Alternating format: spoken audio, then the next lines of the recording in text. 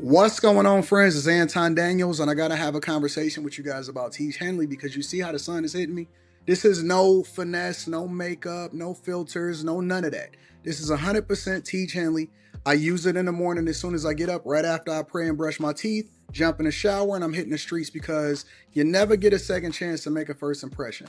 So even though they're giving you 40% off your first order, 20% off for life, even though you may get a free gift, forget all that, right? Because we would do this even if it was full price because it's worth that much. I'm in the streets, I'm kicking it with people when I see Dusties everywhere.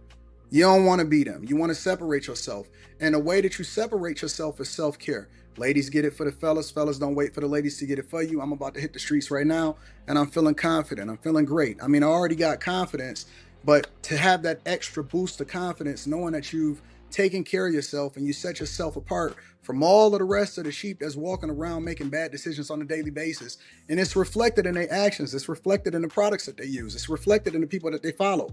And so if you're trying to level up, if you're trying to make sure that you look good, they're going to send you the pack. They're going to give you all of the instructions on how you're supposed to use it. Then make sure you get your Teach Henley. Again, 40% off your first order, 20% off for life. Get your free gift. Make sure you tap in with your boy Anton Daniels because Unc is never going to lead you wrong. I would never have you use a product that I don't use myself. Again, they've been rocking with me for a long time. Make sure you get your Teach Henley. I love you. I appreciate you. I'm going to holler at you guys later.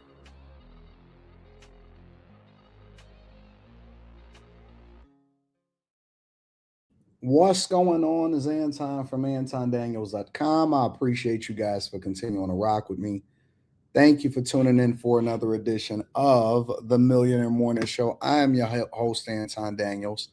What up? What up? What up? What up? What up? How y'all feeling today? Yes, you are just in time, Terrible People Podcast. What up to my friends and family? Over the next week or so, I will be here. And then when we get back to Detroit, I'm going to be back in the studio. So I did want to make sure I forgot that quick that you was in Vegas. I am. I am in Vegas and I'm looking at all of the beautiful, beautiful Vegas scenery and view. I love Vegas. I absolutely, positively love Vegas. I love coming to Vegas. I love hanging out in Vegas. I think that, listen, I would never live here, but I love visiting. You know what I'm saying? Yeah, I ain't for the snow. I'm not for the snow. Listen. There's places that I love, absolutely love to visit, and there's places that I love to stay in. You know what I'm saying? Vegas is good. It's always, if there's ever a place that I just like, you know what, that place ain't really feeling it right now.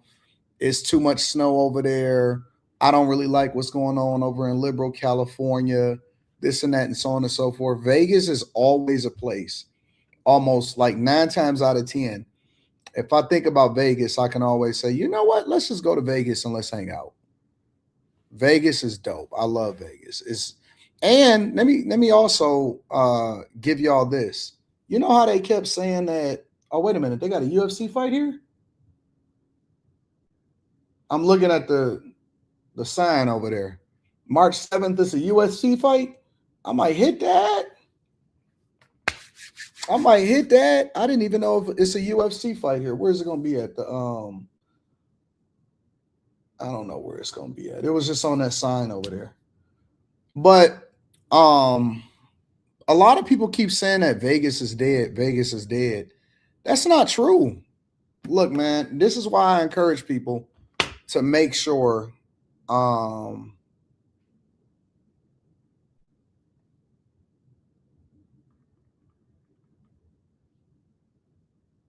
on 1 second. This is why I say to make sure that you get out and you see the world for yourself. My hotel is full. The airport is full. People walking around and outside Aria and all of this place. Bellagio is full. It is full. It is full as fuck. And I'm not saying it's packed, jam packed. But when people keep telling y'all that Vegas be dead, every time I come out here, it be busy. It be booked, busy. They be having conferences. They got this here, they got that here. I got some business here that I need to take care of. And then also Leslie has a competition here. And so I got to go over to the convention center throughout the week to make sure that I'm with her. So uh, also, let me say this before we get started with the show. You went to Vegas in August. It was jumping, Zay. Yeah, me too. Let me say this when I get, before I get started with the show. Um, for all you people that have kids or people that's thinking about having kids, I will tell you that your entire life become about your kid, regardless of how old your kid is. Regardless of how old your kid is, your entire life becomes about your kid. 80%, 70, 80%. Well, for Rita, it might be exponentially a lot more. I would say that 90% of all of the traveling that Rita does, and Rita's out of town at least twice a month, is because of Leslie. Is because of your kid. Vegas, Brazil, Mexico, Romania, Japan, Calgary. They just came back from Canada literally last week, and now we in Vegas and we got to go to that. She fought the Olympic gold medalist in Canada, so that was a good experience for her. Your entire life is based off of your kid, bro. Honest to God, I'm keeping for the people that are participatory in a kid's life. And this is another reason why I tell people that when you decide to have a kid, you're gonna have to shelf your life for the next 25 years at least. When I was in the airport yesterday and I was talking to the older couple, it was an older couple. They had to be in their 80s, right? They literally was in their late 70s, probably late 70s, early 80s. And we was in line in order to check our luggage. And there was like the woman was in front of me, the man was behind me, but then she got behind me to get with the man because he couldn't get through the Sky Priority right away. And they was like, oh, yo, the wife already showed it or whatever. And so I'm talking to him and I'm like, oh, where y'all going? Where y'all headed or whatever? And they said Portland. And so we started getting into a conversation on how it's difficult to fly into Portland on Delta because you got to go through Seattle because they don't have any direct flights and it's problematic, right? And I said, what are y'all going over there for? Oh, we're going to see our kids. At 70 and 80, yeah, gotta go and visit the kids, make sure that they're doing okay, make sure that they're fine. We gotta make sure little John, they ain't saying John. Little John is this and that, and my other one, older people, they don't mind talking or whatever. So you're gonna spend a lifetime. But at minimum, if you're a good parent, right, you shelf off at least 25 years of 25, 26 years, maybe even 30, focusing 100% on the kid. So when I see people a lot of times and they say stuff like, well, I want mine having kids at 40 and 45 and shit. Bro, when you done focusing on your kids, that's it. That's it. That is it. So when I see people that say, oh man, I don't want to have kids because I want to be selfish. We've did several different videos on this channel about dinks, double income, no children. I'm not tripping. I don't think that that's a bad thing. My only problem with people with regard to children, as far as having children, is when you have them when you poor, right? Or you never, ever get out of poverty. Because even if you go into a situation and you lose your money or you get laid off or whatever, you got to come up back out of that. Your kid needs you. Your kid needs you. It's expensive. It is super expensive. With your kid and traveling and equipment and clothes and college. You got to put them through college. You got to get them a car. You got to make sure that they got a place to stay, insurance, all that stuff, bro. All that stuff. So, yeah, man, if you decide that you don't want to have kids, I'm not saying that's not a bad thing. If you do have children, your life is 85, 90% children. So for all of you women that keep saying, oh, I want to just have a baby or I just want to have a kid, are you ready to give up everything? Women back in the day, they focused 100% of their energy on children. They didn't have a life. When they got a job, you know why a lot of those women was getting jobs at the schools? Because their kid was going to that school. A lot of the women, the guy would work, the woman would be a mom, and when she did work, a lot of times it was based around the child. So a lot of times they became teachers, elementary school teachers, gym school teachers, right?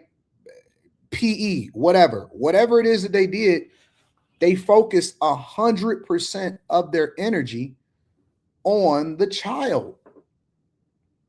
Social life, it's all based off of other people that got kids. You know what I'm saying? Like that's 100% what they focused on. And so that's why I say that the culture is different. We had a conversation last night on the show about traditional women. And I thought it was a great show. I had so much fun last night on the show last night. It was an incredible show. But we were focused and we were talking about the traditional, but a lot of times we focus on relationships. We don't focus on the children. And I'm telling you, bro, the reason why the culture is different is because people think that they can have their cake and eat it too when it comes to you living the life you want to live while you also have children. That's not true. That is not true. You cannot do what you want. That's one of the very few things that relationships dynamics can change. Y'all can have, you know what I'm saying? It's a whole lot of things that you can change when it comes to modernizing life and society.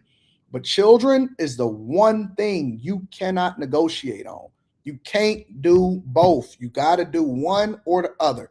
If you want to create it, now I'm not saying that kids can't be successful without you, with all of this modification. I mean, it's a lot of people that overcame the circumstances of being born in poverty and a mama lived on Section 8 and they overcame it, but it don't mean that they don't have trauma.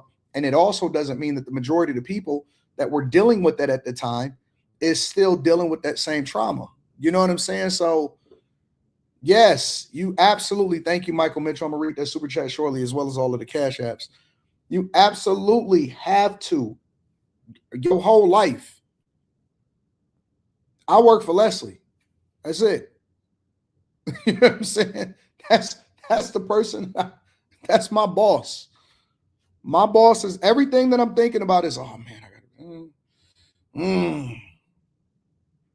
And every day we having a conversation, it's okay. Send me the updated schedule. What you going? Where you traveling to this time? Oh man, with school. All right, this is happening. Did you apply to this school? What was the decision on that? Oh man, we got to get this house. Like everything, every single thing is based off of that. And so people that are just fly-by-night parents or they just show up on birthdays and say, like, I don't understand it. That makes no sense. My entire life is my daughter. I really genuinely don't get how people just be like, oh, I absolutely love it, Kay Cooper. I absolutely love it.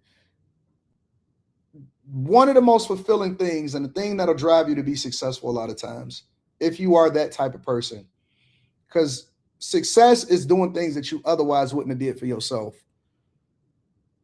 is your dedication to making sure that you do the right thing when it comes to the people that come after you. Telling you, you cannot be a backseat part-time parent and think that you're going to have an awesome kid. You can't. You cannot at all.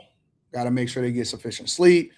Shit, you spending thousands, if not tens and hundreds of thousands of dollars over their lifetime on equipment for them to do the sports and the extracurricular activities that they do. Clothes, shoes, feeding them. Fuck. So, you know what I'm saying? It's a lot. It's a lot. So a lot of times when y'all see me go places, it ain't because I picked it. I like being at home a lot of times. It's because I'm navigating life. All right. Let's get into the show. Let me read some of these cash apps and super chats. We got a lot to cover. Shout out to everybody that was rolling with me yesterday and that I was traveling. Usually if I ever have to move a show to Saturday, it's going to be because I'm traveling. It's not going to be because of anything else. But we'll definitely get to that makeup on Saturday. I want to give a shout out to everybody that held me down. First of all, let me give a shout out to Mike, that dude. Very helpful, very consistent. I love you, Mike, that dude. A lot of people that support me in the shadows. And that's one of the reasons I put it on my story or my post on my community tab on the Anton Daniels channel. Thank you to everybody that got me to 1.3 million subscribers. My growth rate is insane right now. My growth rate, because of the support of the people, because of the support of the chasers. And make sure y'all tap into the Patreon. The link is in the description. We got a Patreon live stream coming up as soon as possible.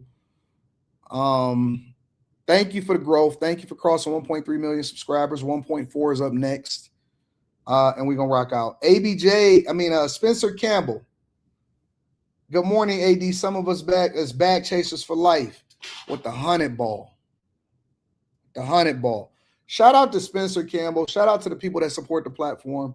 Shout out to the people that love me. I love you back. I genuinely love y'all back. I genuinely love y'all back. Michael Mitchell. Yeah. Birthday. Happy birthday, bro. You 30? Shit, you got your whole life ahead of you, bro. You got your whole life ahead of you. Says, salute AD Chasers family and to me for making it to 30 today. AD, let's continue moving up and forward. I'm going to always rock with you and very appreciative of you. Happy birthday, Michael Mitchell. And I thank you. I thank you. I thank you for always having people around me. Happy birthday, big dog. You deserve it. Take care of yourself. Long Way ENT says equipment trainers, tutoring. And they still might not make it. Facts. Facts. Oh, you giving everything. And you still depending on them to become the person that they're supposed to be. All right, y'all, let's get into the show. First things first, we got a lot to cover. So let me give y'all, I'm going to get y'all through y'all morning for real today. We got to go into Caroline and Caitlin. Caroline Leavitt and Caitlin Collins from CNN got into it over what was happening with the Iran war. So I'm going to give y'all a little bit of update on that. Kristi Noem was being grilled over a possible affair. Jasmine Crockett, we all know that we got to cover Jasmine Crockett, so we're going to spend some extensive time on Jasmine Crockett. A former Louisiana mayor apparently was found guilty of having sex with her son's friend. Chicago credit rating was downgraded. I've already been warning you that this was coming. Courtney Egger, I appreciate you. I'm going to read that shortly. Maryland's high school and school dropout rate is the highest that it's been in 14 years. And we're going to talk about Memphis hotels. That's going to be the money segment. All right. So we got a lot to cover. What up, OG? What up, K Cooper? What up, Mike Nice? What up, Keita? What up, PV? Terrible People Podcast. I appreciate y'all. Courtney Egger Show says, what's good, AD and the Bag Chasers? Everything. We got after hours tonight. So we rocking out with after hours. And lots going on. We locked in.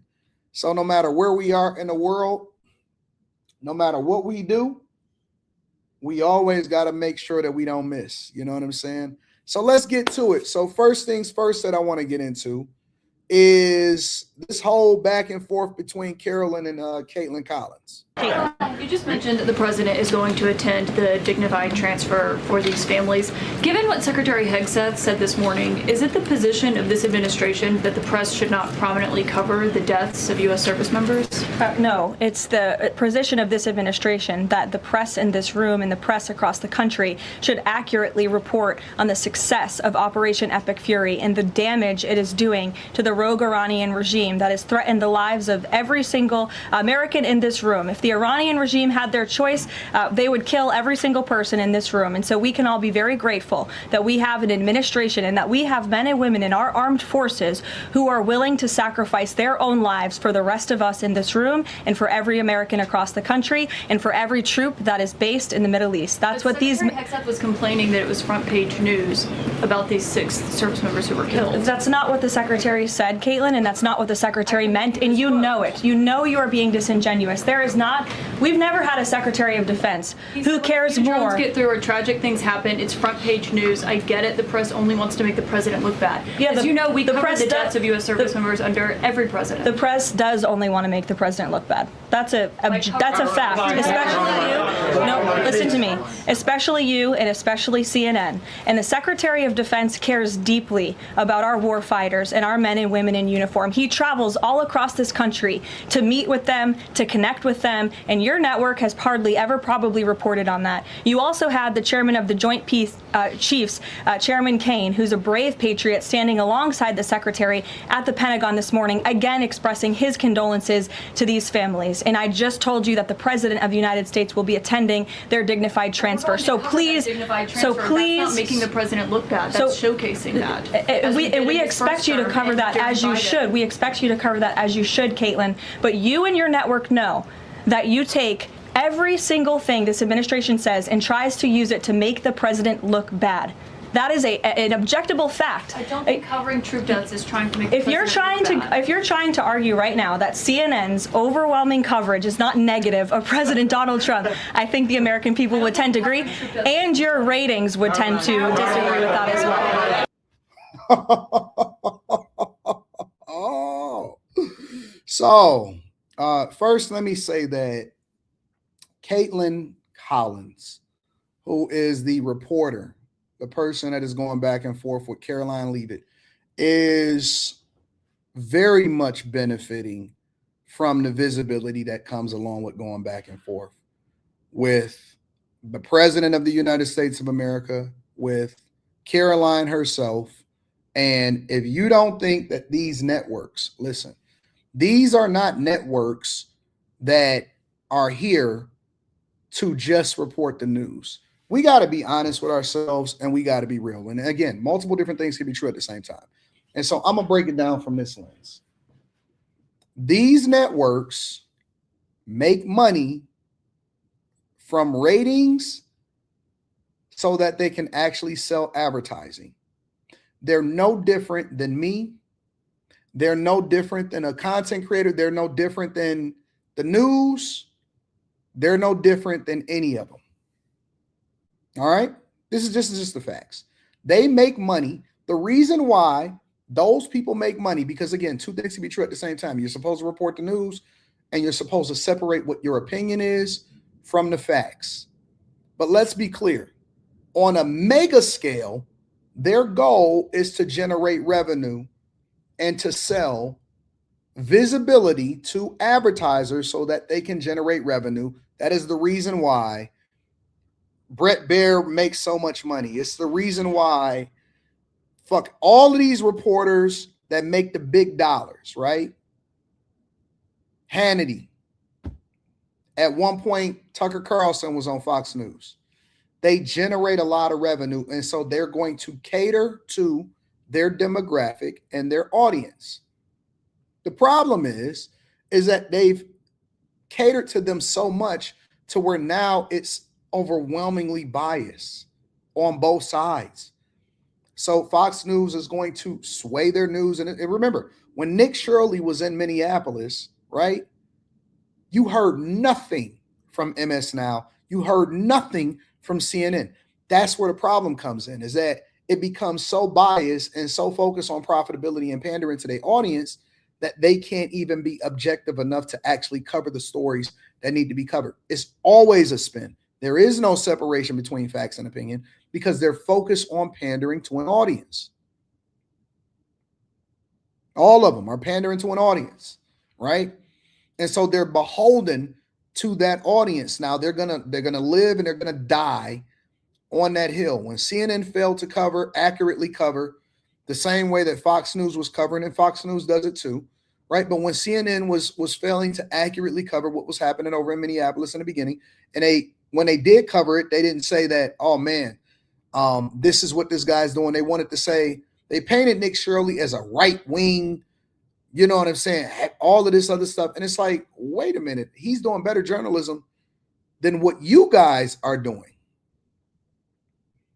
And so it's nothing wrong with you having an opinion or a perspective about something, but that's where you separate it. You report the facts, you report the news, And then you have panelists, right? You have the Scott Jennings. You have all of those type of people that actually give their opinion on what happened. You give your opinion on a debate. You give your opinion on whether or not we should be in Iran or not. You give your opinion on it, but you got to separate the two. And the problem is that when they overwhelmingly press for one thing over the other, then it becomes bias. It's just the facts. It's just like, objectively speaking, it's just the fact. No, Nick Shirley has not been debunked. Just because a network that has an immense amount of power is able to successfully paint a narrative, right? And say, oh, no, I'm not going to let you do that. I'm not going to let you lie and say that no, he hasn't. He's in the field. He presents you with the evidence. He shows you exactly what's going on. And you can't say, oh, he's been successful. No, he hasn't. Just because a whole bunch of people have an opinion about what he's doing because they don't like what he's doing does not mean that he's been debunked. Mike, people can't separate their opinion from the facts. And you know why? Do you know why? Because it's profitable not to do so. It's profitable not to do so. Think about it. Think about me, right? Think about me as the king of Black YouTube right now. And I always like to use myself as an example because I can, right? Do you know how hard it would be for somebody that hates me to give me credit or to give a balanced view? They would have more credibility. Their platforms would grow more. But right now they have to be beholden to this thing because it's the only thing that they know that helps them to be able to get monetization, right? They can't come up off of it because it's the only thing that they have to be able to get monetization. They don't make no money otherwise. They don't generate no revenue otherwise. Now, long term, it would benefit them because they would have more credibility. They can actually scale their platform. But now they're at a ceiling.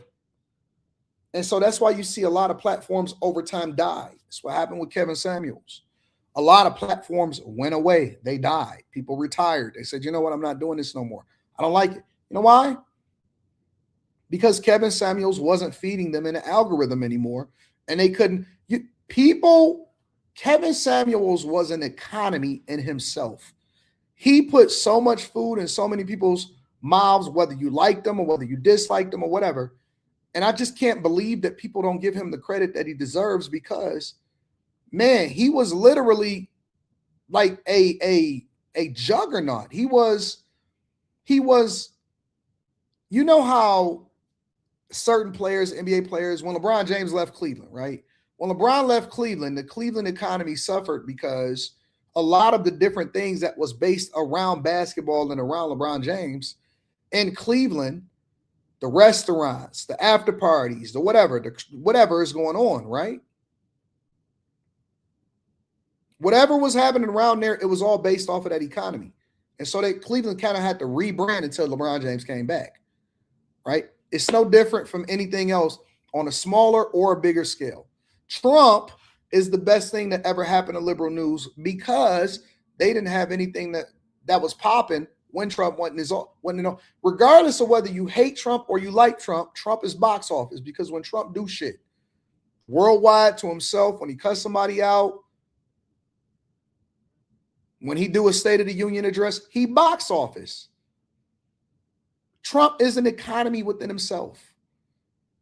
Worldwide, not just here in the United States of America. There's certain segments, different things that happen that allow for certain people to eat, good or bad.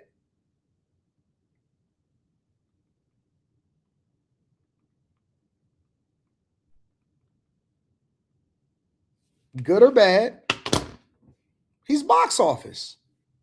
He's absolutely box office.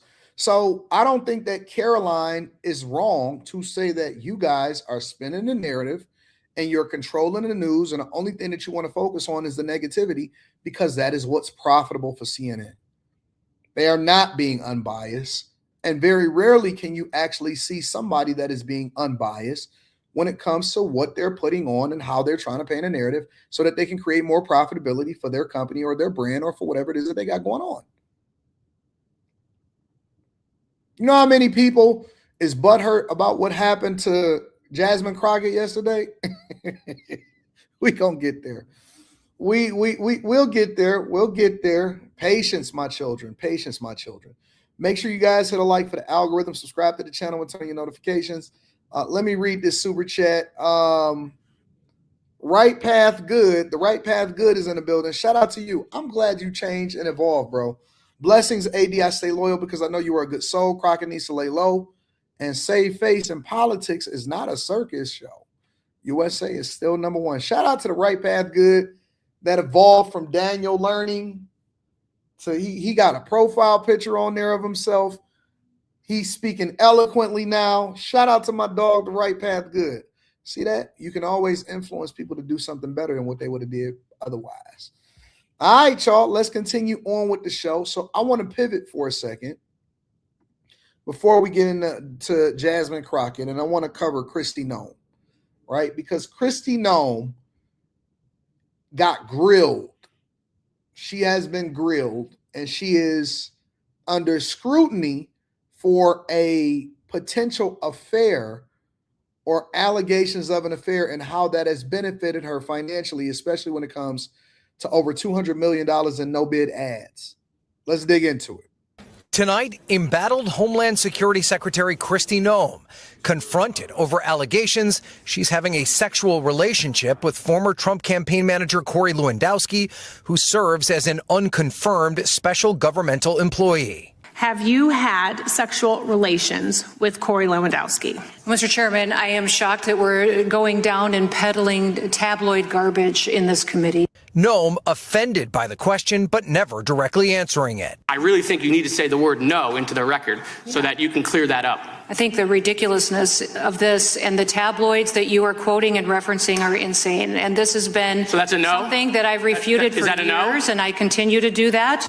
Noem also forced to defend the department's $200 million ad campaign with the secretary as the star. You budgeted an astonishing $220 million for media consultant contracts so you can star in self-promoting photo shoots and lavish ad campaigns. The secretary also cornered on NBC News' reporting over her seeking approval for the purchase of a $70 million luxury jet with taxpayer funds. The DHS says the plane was intended to save taxpayer money. Wouldn't it have been cheaper just to buy a deportation plane in the first place? Democrats accusing her of steering more than $140 million to a marketing company with a tie to her political apparatus, something Noem defended.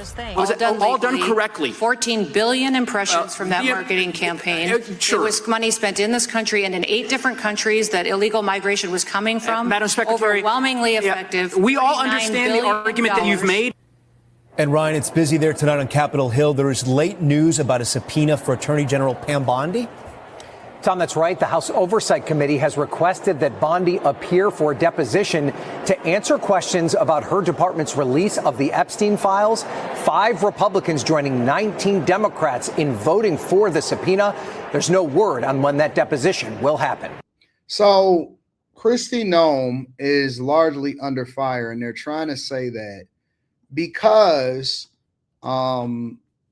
they're trying to put it together, and they're trying to say that anything that Kristi Noem has been able to accomplish is the direct result of her having an affair and busting it down for a real one. That is what it comes down to.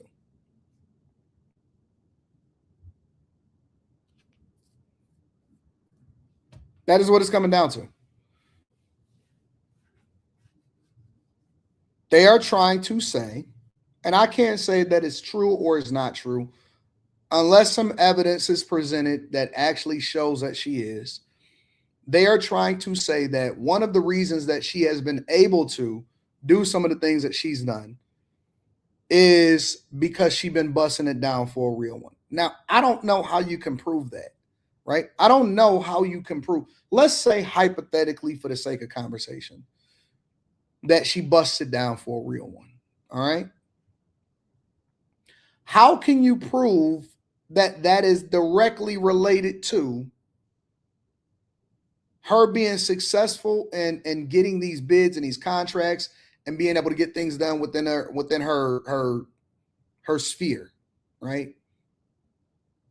You can't just levy an accusation and then try to make it seem as though that is you can't do that. You have to present evidence. You got to present evidence. And I think that, and this is me being objective, honestly, and I want to look at it from all sides, and I'm going to play more. I believe that Democrats in every way, shape, and form is grasping for straws. I do. I think they're grasping for straws. Your car says Fannie and Nate the Wade, it's the same thing.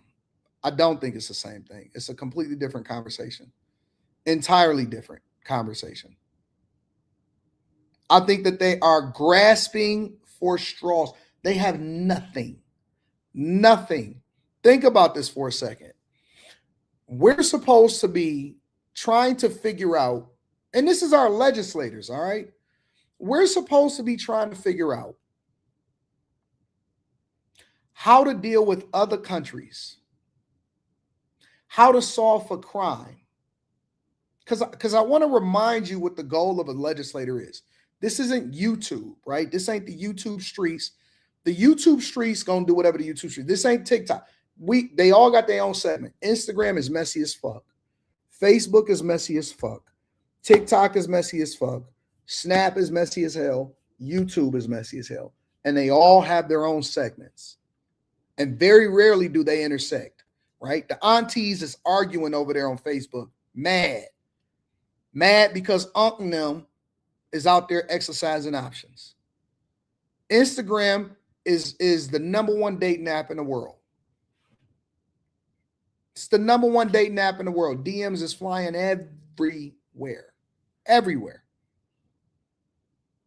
TikTok, oh my God. If y'all haven't really realized the wars that is happening on TikTok, they took it over from the kids. It used to be kids doing dances, and that's how TikTok got popping. What am I doing? I'm doing it used to be the kids dances. I don't know what the kids dances was.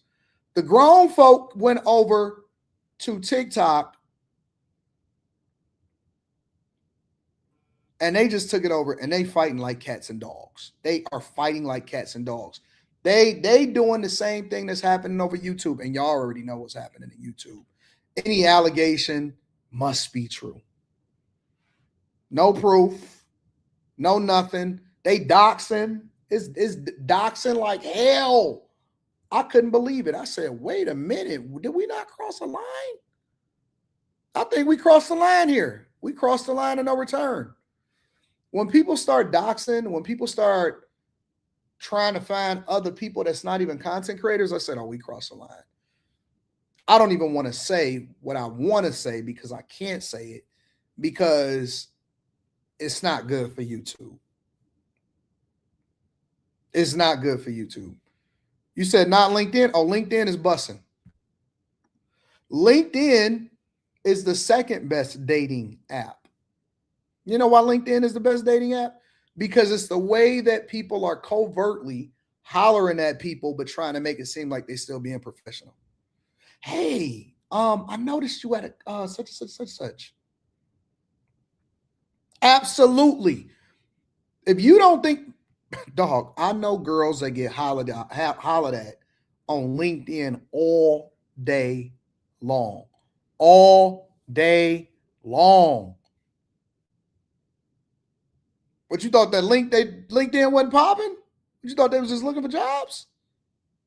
And they trying to go get coffee on the cheap and trying to make it seem like, oh, no. I'm just trying to connect with you. I'm just trying to make sure that we connect and we network effectively. Absolutely they are. You wouldn't believe the amount of people that didn't show me what they got going on LinkedIn. I'm just telling you, everything that happens online is messy. It's messy as hell. Somebody said it in the chat, and it's probably accurately true. And I might even have a conversation. Let me write this down. So I might have to add this on after hours. I want to get the crew's perspective.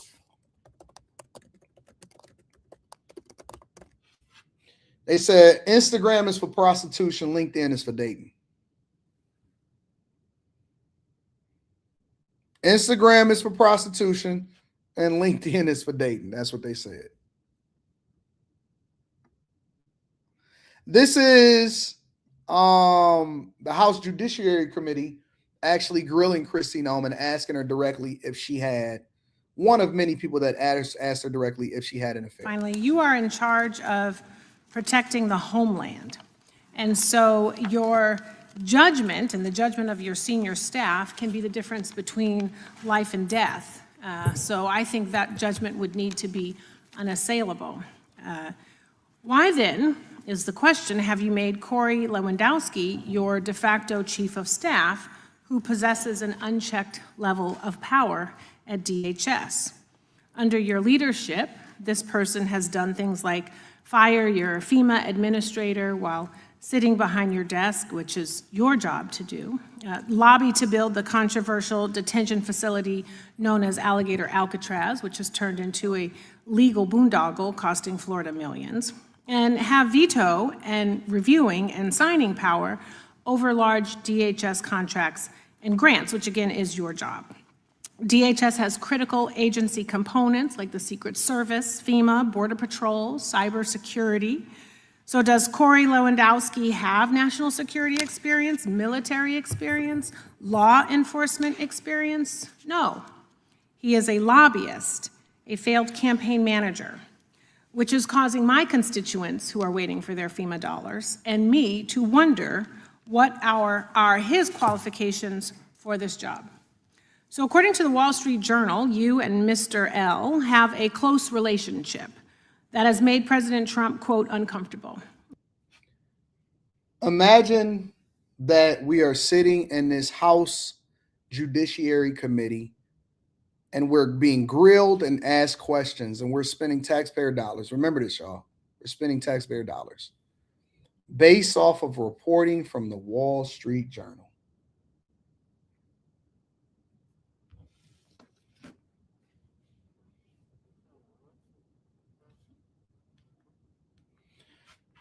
Listen to what's happening right now, y'all. Based off of an accusation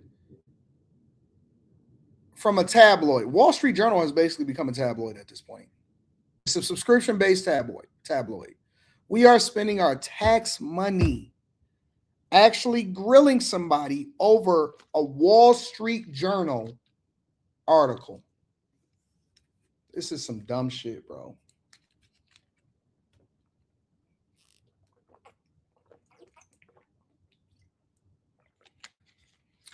Somebody said, nah, AD, if it was the other way around, you would be on her ash. How you figure that? Let's use Fani Willis, for example. Fani Willis was determining whether or not there was evidence, and this is not my opinion. The White House logs showed that Fani Willis, Nathan Wade, and Andre Dickens, the mayor of Atlanta, had met with Kamala Harris before they ever actually tried to file charges against the Trump administration. They were trying to remove him from the ballots so that we couldn't vote for Trump. I think that warranted an investigation as to, is there an agenda against the Trump administration? And then it just so happened to be uncovered because they started pulling the files and they realized, wait a minute, this guy was underqualified and he was being hired. And then they also went. So that just so happened to be her being sloppy and her not doing what she was supposed to do. Now, the liberal organizations and these news organizations still failed to report that. And they failed to show that part because that was what was unveiled. And remember, I don't know if y'all remember this. It wasn't reported because the Trump administration was looking for it. It was found out because this is what was happening during the YSL trial. So the lawyers, and it was all interconnected. So Young Thug and them was fighting for their life, right? They wind up revealing through a public information document that showed that they were meeting with Fani Willis, and then that started to uncover and it started to go downhill from there. The YSL trial actually steamrolled over into the Trump administration, which revealed their relationship, and it tied it back into how it is that they were trying to chase down Trump. That wasn't because of anything political. That just got unveiled, and then it started going that way. But a lot of people don't really want to take that into consideration. The same lawyers that were reporting and trying, because it was being tried in the same county. It was being tried in the same county, right? Fulton County, who was prosecuting Young Thug in the YSL trial, was also going after the Trump administration, and they just got exposed through the YSL trial. This had nothing to do with a hunting of public officials through our House Judiciary Committee. It had nothing to do with it whatsoever.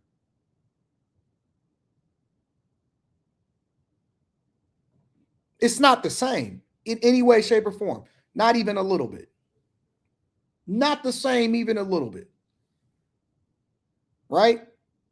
So when we look at this and when we actually paying attention, right, you have to remember how we got here. Context matters. They are spending time. These people are supposed to be trying to figure out how we can lower costs. They should be working for constituents. They should be working with the Trump administration to try to figure out how it is that we can fix this situation all across the United States. We got issues of homelessness. We got issues of underfunding. I got an article today that I'm about to present to y'all about Maryland children that are highest in 14 years of dropout rate. We got a lot of things going on, and they grasping for straws. And this is one of the reasons why Jasmine Crockett lost Texas. But we're going to get there in a second. Make sure you guys hit a like for the algorithm, subscribe to the channel, and turn on your notifications. We got after hours tonight, y'all. That's gonna be popping. 10:30 Eastern, 7:30 my time over here on the West Coast.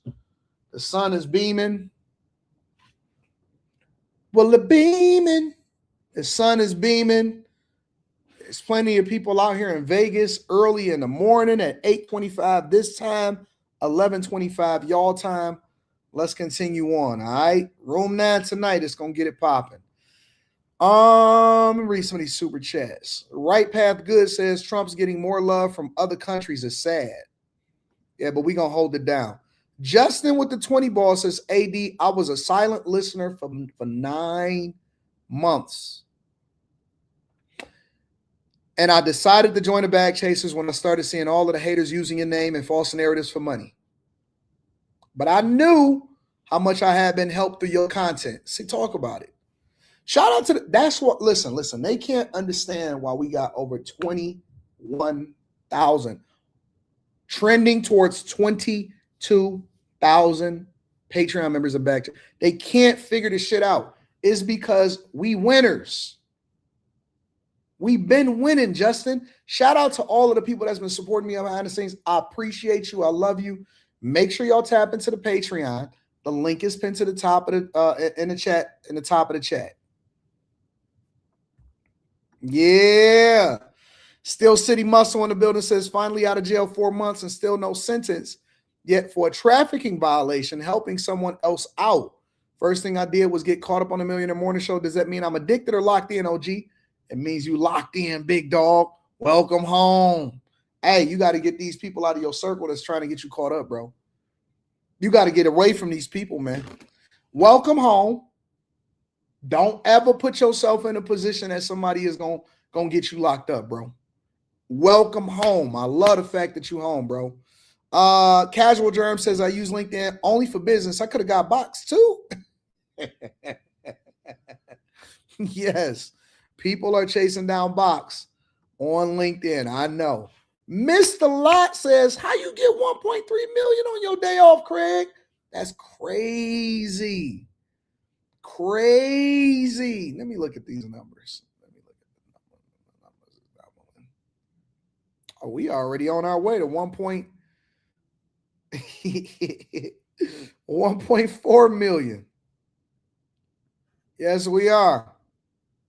Hey, Mr. Lot. We just crossed 1.3 yesterday. And I wake up this morning. This is why I try not to check the numbers, bro. Honestly, because it's like sometimes I'll be thinking to myself, like, damn, God, you are the greatest. You are the greatest. I'm telling you, bro, like we already trending towards 1.4. People are hurt. They are hurt. We collecting YouTube plaques like infinity stones. People are bothered to their core. That's why I be telling people. That's why I tell people all the time, stop focusing on the things that you can't control. My father always told me, life is 10% of what happens to you, 90% of how you react to it. You control the controllables. The thing that you can control is whether or not you're going to let people distract you from getting to the bag. Guess what? We don't stop. Ever. We never stop. We don't slow down. We let them promote us and we run up a bag. That's what we focused on. You know what I'm saying, Mr. Lott? Thank you for holding me down, bro. Oh, I told Rita to start booking them coaching calls, y'all. So if you have already gotten an email, and a reply back, yes, coaching calls is back. And I've been scheduling them. And so y'all need to, if you're trying to get in touch with me, you know what to do. You know what to do. Nathan, I'm not answering you right now. I'm focused. I'm working on that. Steel City says it was my daughter's mom. Apparently people forgot to renew their car registration. Sheesh. All right, well, that's logical. That makes sense. I can't hold you accountable for that, big dog, at all. But you know what I do want to do? I want to acknowledge my girl, Just a Brown Girl in America. She says, I'm over the fake outrage and righteousness. People act like they or their friend, dad, mom, whoever has never been in a so-called inappropriate relationship that they knew about. Did you blast your mom out to your dad? Who's to say what inappropriate is?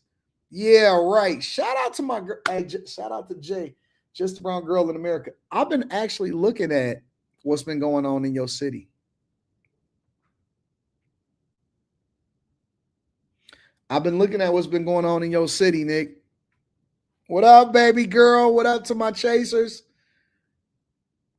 My ladies love triggering on me. What y'all talking about? My ladies take care of me all day long. Nikki been, man, Just a Brown Girl in America, been taking care of me. All my people make sure that I'm straight. I love it. What up, Destiny? What up, baby girl? So if I come through, you mean I get taken care of?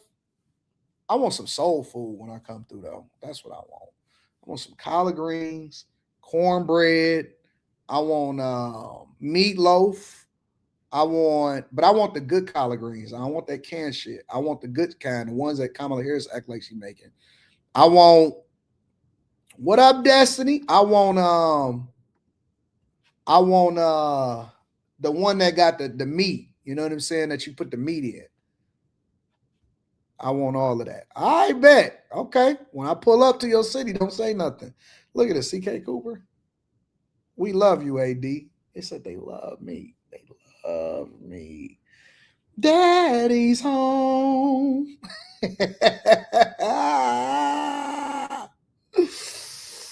They love me. They love me. What up, Kay?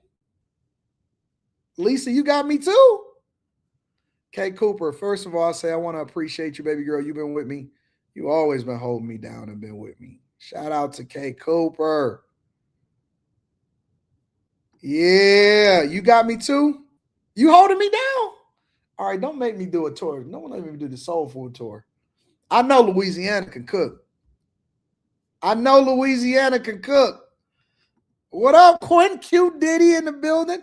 Hey, you ready for your plaque, Q Diddy? You said no. My man said way too much sodium. Man, I want all that sodium. Give me all the salt. Give me all the sodium. I want my soul food tasting like soul food. I don't want my shit tasting like no basic stuff. I want the soul food that they used to make with the Big Mama, and she had all of this on her arm. When she would walk, and it would just jiggle. That's the type of soul food I want. I want that jiggle, jiggle, jiggle, jiggle. Jiggle, jiggle, jiggle, jiggle. I want that type of soul food. You know what I'm saying? I want the fat on the arm and the back of the arm soul food. That's what I want. All right, I'm going to continue to read Super Chat shortly. We got to get to Jasmine. Yamin.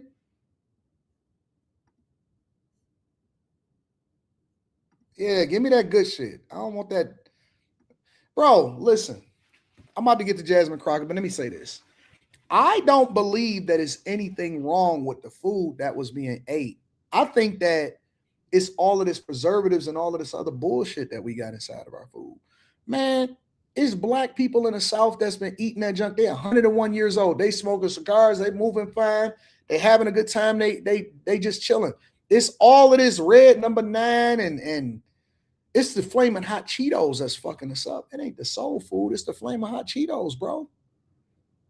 Honestly, all of the old school people, man, they was living to 98, 99. They was cool, chilling. All of that. They had no problems. It's them flaming hot Cheetos, nigga. It's them Swedish Fish, Kit Kats, Crunch, Nestle Crunch bars, Snickers, and Three Musketeers. That's the problem. It ain't the soul food. I don't believe it's the soul food, bro. I don't. It's Tahitian treats, Pepsi, Coca-Colas. It's all of that stuff. It's the aspartame. It's that. I don't think that it's all of that other stuff, bro. Honestly. Them old people, they was fat as hell. They had that lard on their arms and they was living till they was 98 years old. They was having a good time. Dicks was hard, right? Come on, man. Let's have a conversation. Dicks was hard as a rock. Never had to take no pills. Ain't have none of that shit. Just fucking and eating. Eating and busting it down for a real one and playing baseball and hooping. They did just fine. Now all of a sudden they taking pills at 20 years old. I mean, young niggas taking pills? Y'all taking pills at 20? Get out of here, bro. Get out of here. I'm not going for it. I'm not going for it, bro. Give me my soul food. Give me my collard greens. Give me all of my soul food. I want my mac and cheesing. I want my mac and cheesing. I don't care about none of what y'all talking about.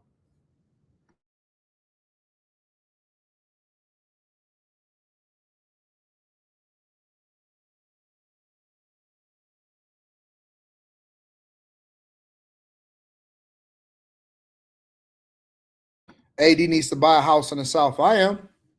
I'm just not sure if I want to go to Mississippi, if I want to go to Florida, or if I want to go to Texas.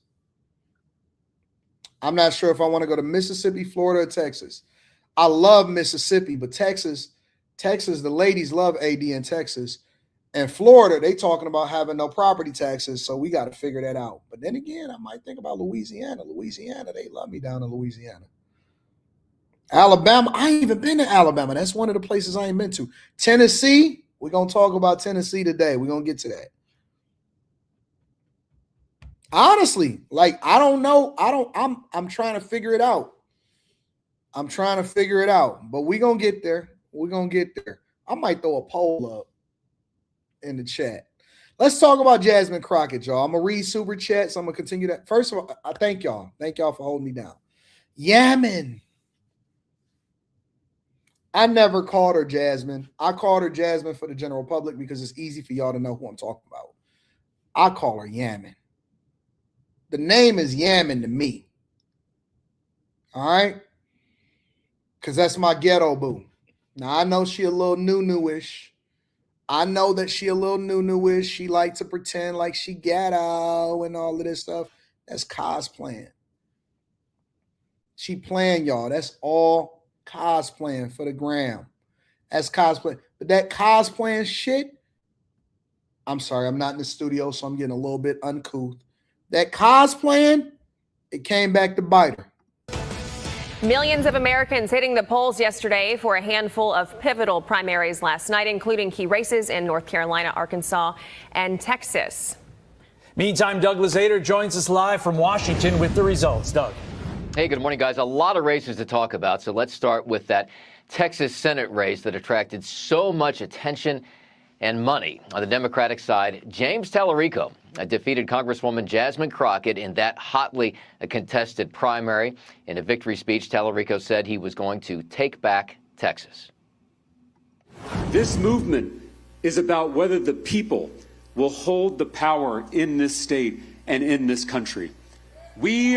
We launched this underdog campaign 6 months ago in my hometown of Round Rock, Texas. And since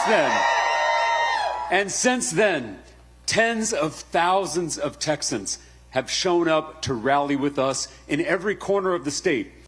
Imagine somebody kicking off their campaign 6 months ago.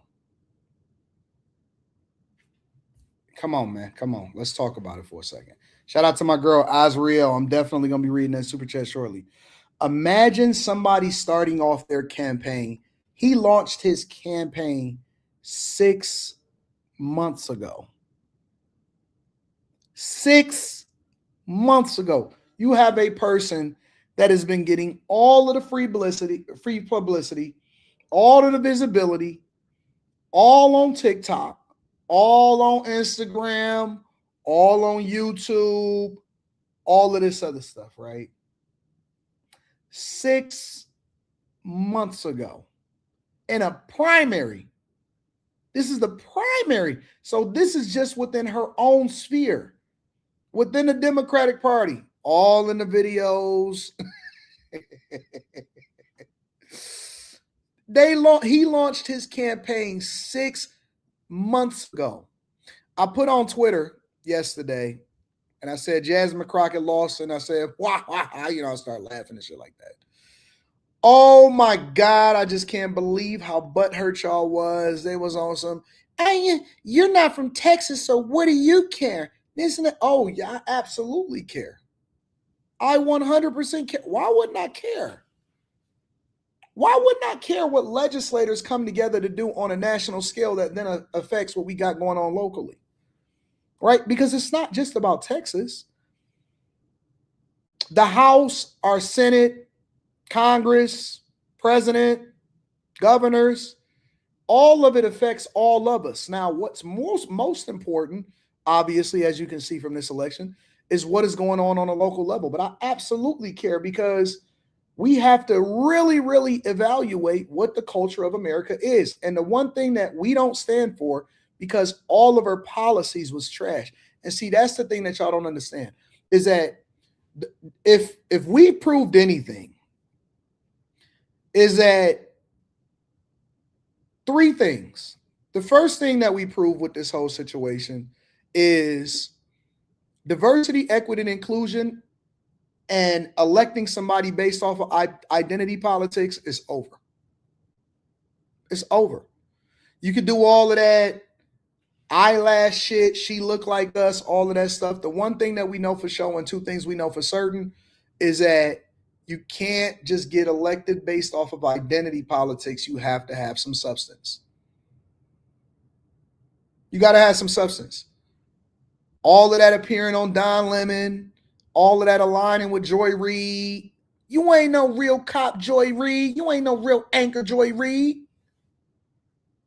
All of that, and I don't even really care for Stephen A. Smith's political takes. All of that going against Stephen A. Smith, it doesn't matter. It doesn't matter. None of that junk matters. You know what I realized when I was growing up? The hood is just a small segment, a very, very minuscule segment of America. And the hood ain't going to show up to save you. You could do all of that ghetto stuff that you want to, but it ain't going to mean nothing. Second thing that I learned is that Black people in this country that subjects themselves to the caricatures of Black culture have no power. I know that's going to hurt. It's going to sting. It's going to bother you. I know you're going to call me out of my name, but guess what happens as I continue to go to 1.4 million subscribers. Collectively, I have over 2.1 million followers across social media. 430 plus on this platform, 1.3 and trending towards 1.4 on the Anton Daniels channel, 100,000 plus on After Hours, 50,000 plus. I don't even leverage one of my platforms. I'm sitting on 50,000 plus on the Darth Anton channel, but that's going to change into something completely different. 100,000, 100,000, 100,000 plus on Instagram, TikTok, X, formerly known as. What I've learned as a content creator for well over 13, 14, 12, 13, 14, whatever many long I've been on YouTube and the internet, is that the culture is important to the people that are in the hood. YouTube has a hood.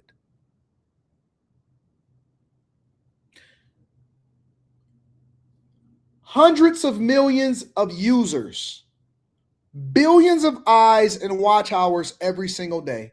And we have a demographic of people that can only appeal to the hood and YouTube. They have no power at all. You know what they did? They allowed for me to cannibalize the audience of people who had never heard of me before. And now they addicted to watching my content because I'm better than everybody else.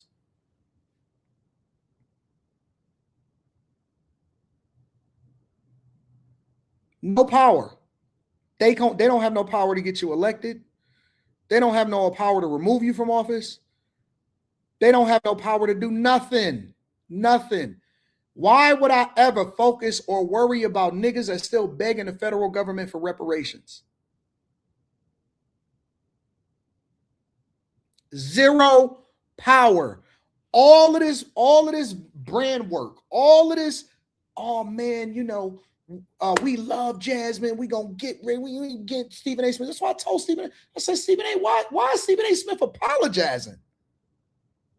Why are they apologizing? All of these niggas, the little holes and shit, they got shit going on that even make videos, and they project babies. They project babies. They in the projects of YouTube. I'm gonna show you. I'm gonna show you. I'm gonna show you more than you will ever, because there's a difference between black people and black culture, because black people have power because they don't subject themselves to the projects. The project is project babies on YouTube. They never ever gonna be more than whatever it is that they are. And the minute that we decide that we want to go ahead and take them out, I don't even leverage my audience to do anything. At any point, I could put the call out and say, we done with them niggas over there, and it's over. At any point, we could say we done with these niggas over there, and it's over.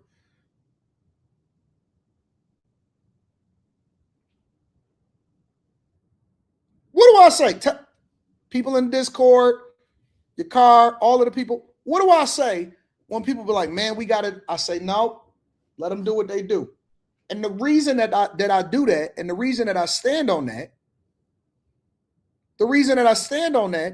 is because I believe so fervently in my calling and what I'm doing to be divine, that I've always said that if I start doing it myself, then I remove the ability for God to do whatever it is that He gonna do. So I can't get in the way of what God already got planned. I'm not gonna spend none of my energy on the project babies. You let God handle that. I've always said, I don't want to get in the way of what you got going on. I'm going to let you do what you do. I'm going to focus 100% on what you told me to do. I don't have time to be focused on project babies. And so anytime somebody hit me up,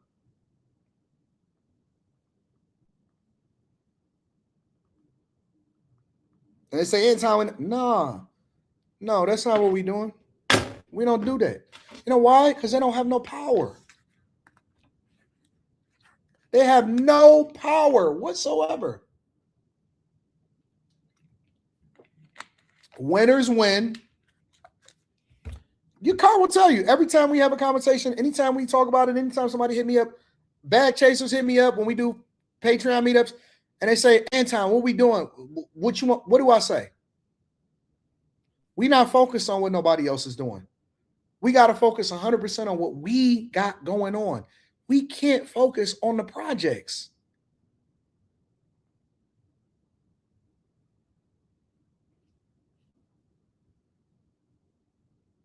Honestly, that's the honest to God truth of what I tell my people 100% of the time. Don't focus on what nobody else got going on. Run your race.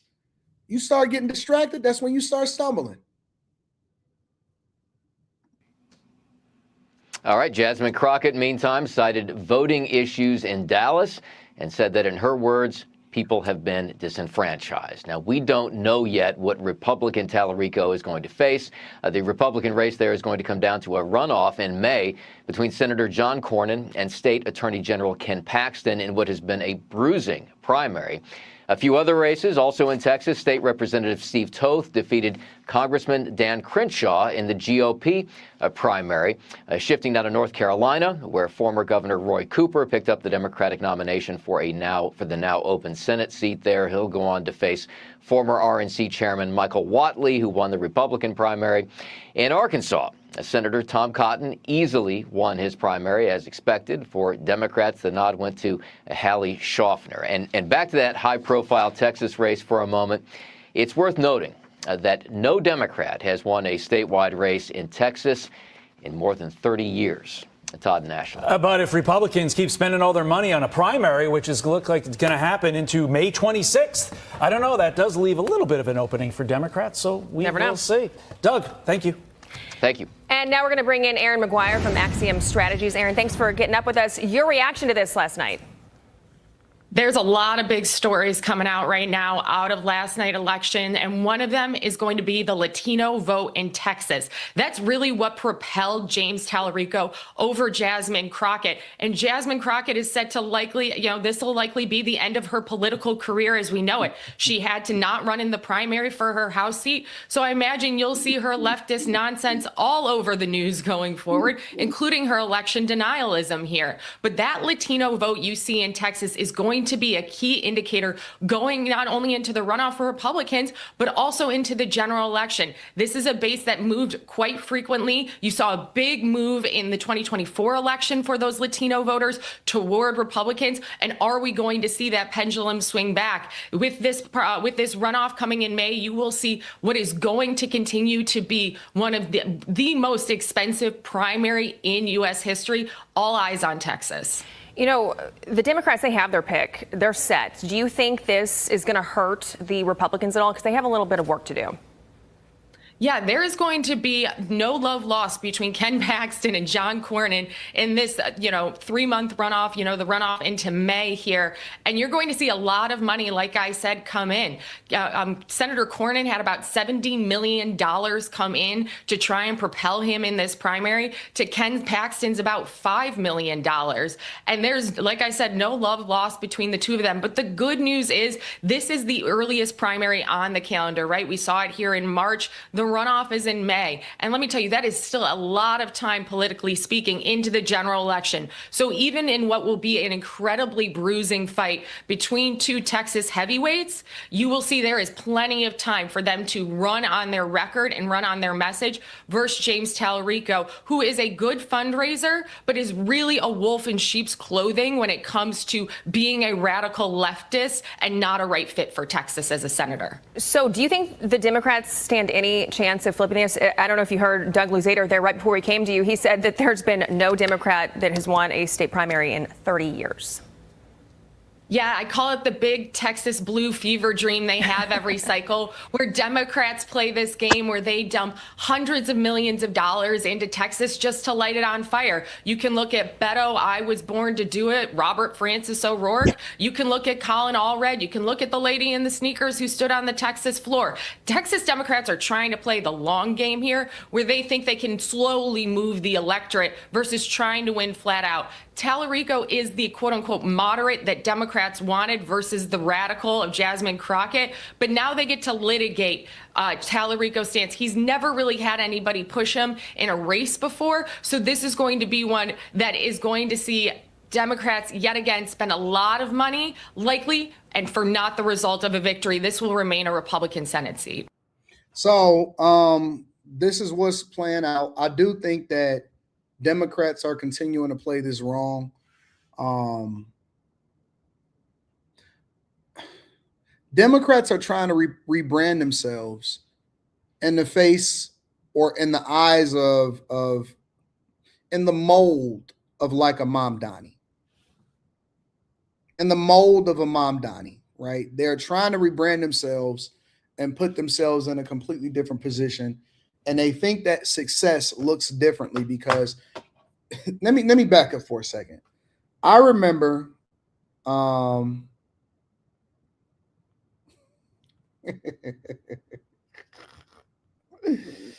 I remember Jasmine Crockett has had so much to say, so much negativity, so much to say. And she has talked so much junk for so long. And people are getting tired of people trying to play Trump, trying to do the Trump to Trump. She thought that her visibility and her ability to fundraise was going to come off of negatively criticizing Trump. It backfired. It absolutely backfired. And I think that what you're going to see now is more Democrats scrambling. And I think that 2026 in the midterms is going to be a spectacular time. It is going to be a spectacular time. I am looking forward to the 2026 midterms as a content creator, as a Republican, and as a person that is laughing in the face of Democrats that underestimate the power of Room 9. What do I think that Jasmine Crockett is going to do going forward? Because I think her political career is done. Her political career is done. Either she's going to have to do some form of consulting, or she's going to have to use her visibility in order to go back to practicing law, which I don't think that she's going to do. Or she's probably going to become a talking head on MSNBC or CNN.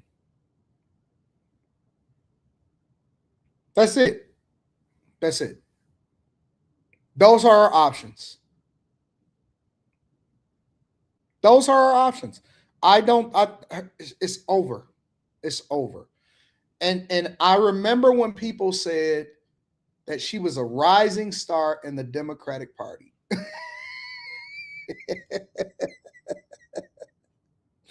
Hey, people said she was a rising star in the Democratic Party. Bro, people were so delusional. Let me tell you how delusional black culture is. They said that this woman could possibly run as a vice president and that she should be on a Democratic ticket for being president of the United States of America. I said, are y'all smoking crack? Where y'all from?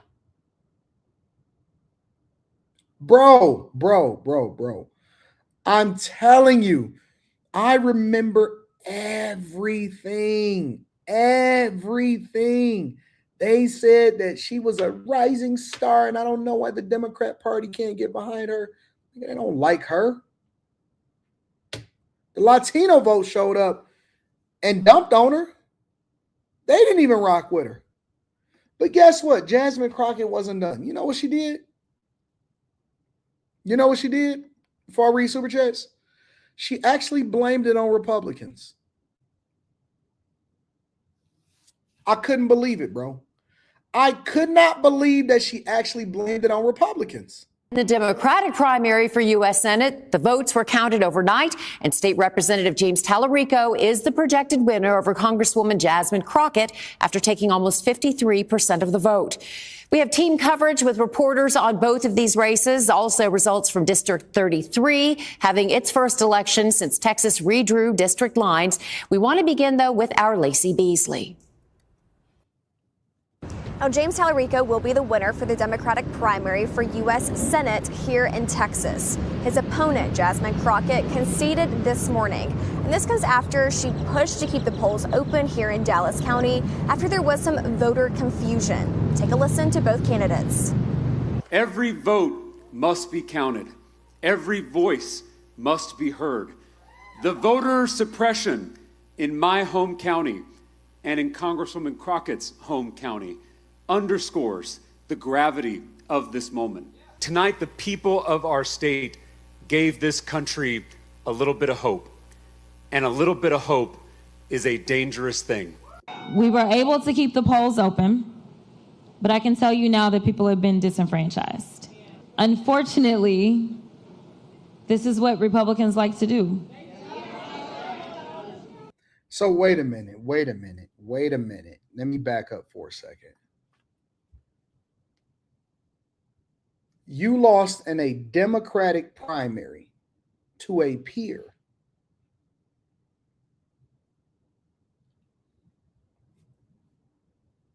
You lost in a Democratic primary to a peer that lost. He only launched his campaign 6 months ago.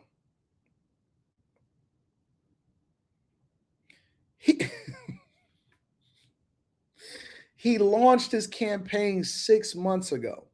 You lost in a Democratic primary, and you're saying that it's the Republicans' fault? And the crowd says, yes, girl.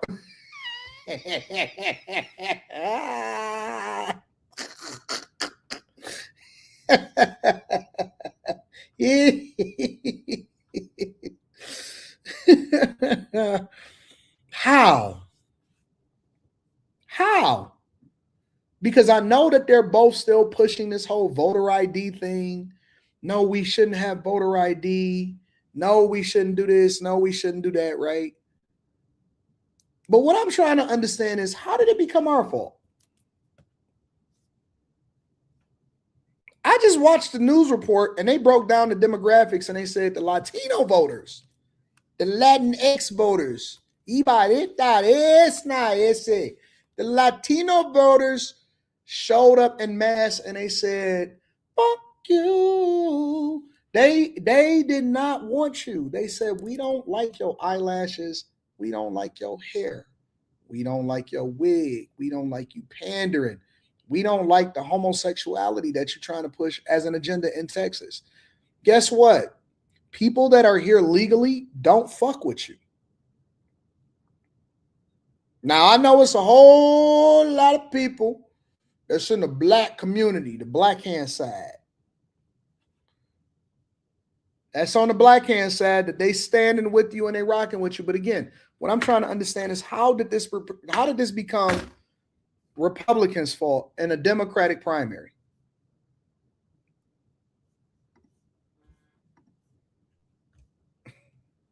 How did it become Republicans' fault in a Democratic primary? That's all I'm trying to understand.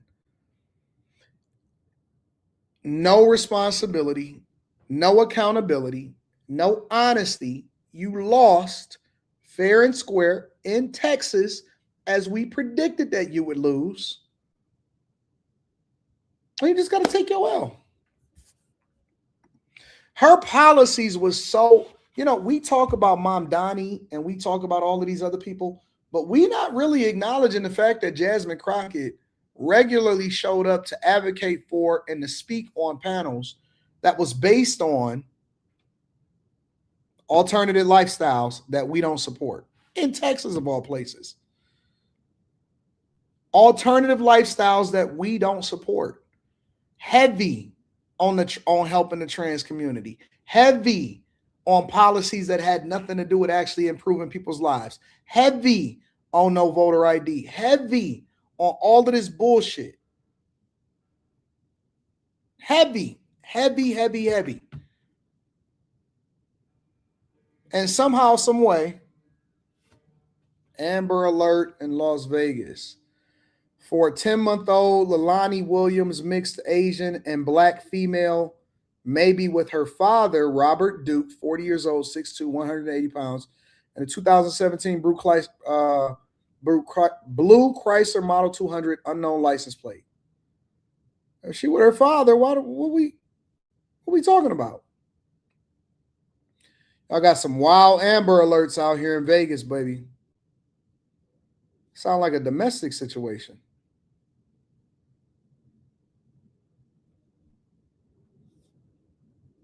Sound domestic.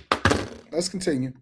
And so they specifically targeted Dallas County, and I think we all know why.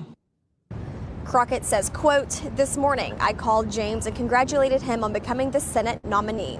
Texas is primed to turn blue, and we must remain united because this is bigger than any one person.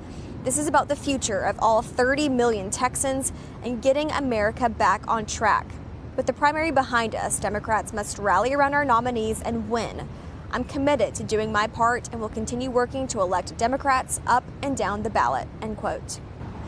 After being named the projected winner, Tallarico released a statement saying, quote, "We're about to take back Texas." Next, he'll face off against the winner with the Republican Senate race, and that's either John Cornyn or Ken Paxton.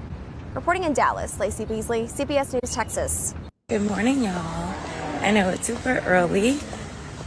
Words can't express how excited you made me as I was out on the trail, working to stretch people's imaginations.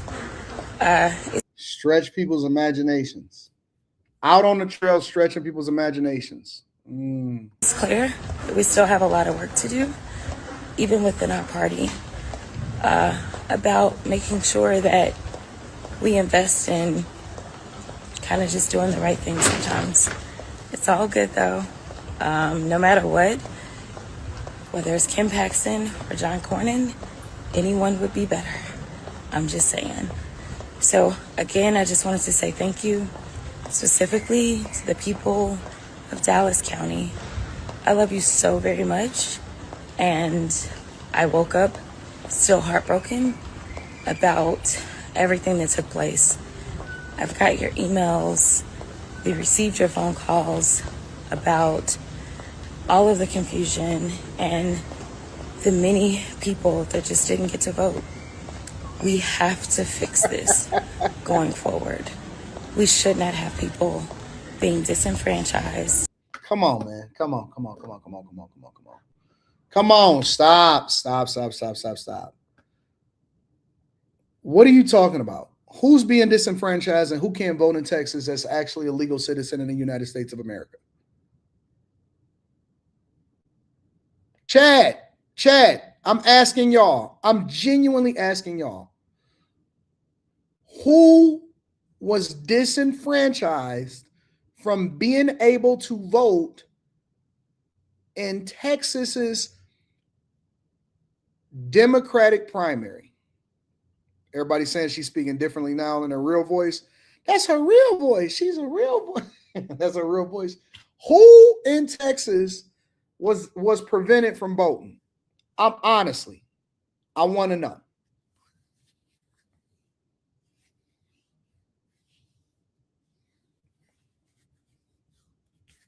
I would love to know. Is there anybody in the world? She coming for me when she starts a podcast? Yeah, good luck with that.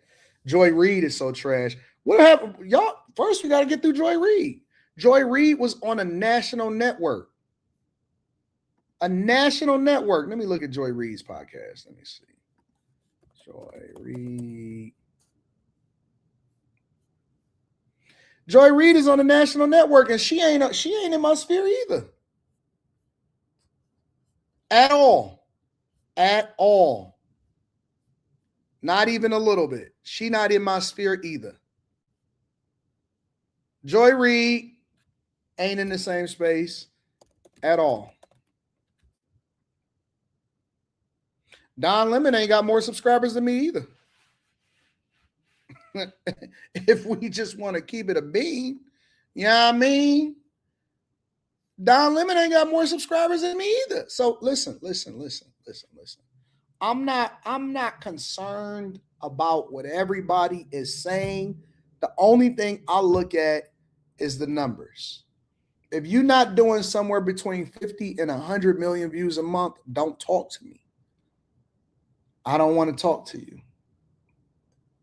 I don't want to talk about competition. You got to do 50 to 100 million views a month.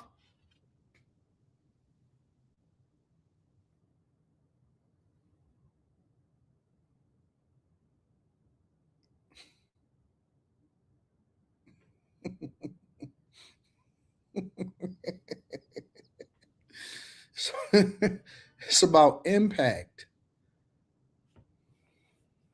It's about impact. Want to hear that? in 2026, even in Texas. It's my other channel. I'm kicking it with y'all on the other channel. Fuck we talking about? Specifically in a Democratic county. It breaks my heart. At the end of the day, we were about to file a lawsuit so that we could keep the lines open. The county party chair got it done before we did. And, you know, the judge did the right thing. Texas Supreme Court stepped in. So I just wanted to say again, thank you. I am back to work. I am proud to serve Texas 30 until January of 2027. And then let me send mad love to my pastor, Pastor Freddie Haynes, who will be the congressman for Texas 30. So God bless y'all. I don't think that a pastor also, let me say that too. I don't think that a pastor should be a politician either, but that's neither here nor there. She should just take her L like a man or like a woman. I think she should take her L like a woman. She should stop whining, stop crying, stop complaining. You know, nobody was disenfranchised. Nobody was prevented from voting. Everybody knew when the election was. The people didn't show up for you, baby. You got beat by a dude. You got beat by a dude that launched his campaign 6 months ago, and they just not rocking with you. You know what I'm saying? So best of luck to Jasmine Crockett. I hope that you do well in life. I will say this, though. If Jasmine Crockett decides that she wants to become a private citizen, meaning that she no longer wants to be visible, she's not leveraging content creation, she's not going to be a creator, if she's not going to try to be a politician, and she's not going to play a role as a public figure, let's say she goes off and she's a lawyer, or she goes off and she just is a consultant, or she goes off and she just gets a regular job.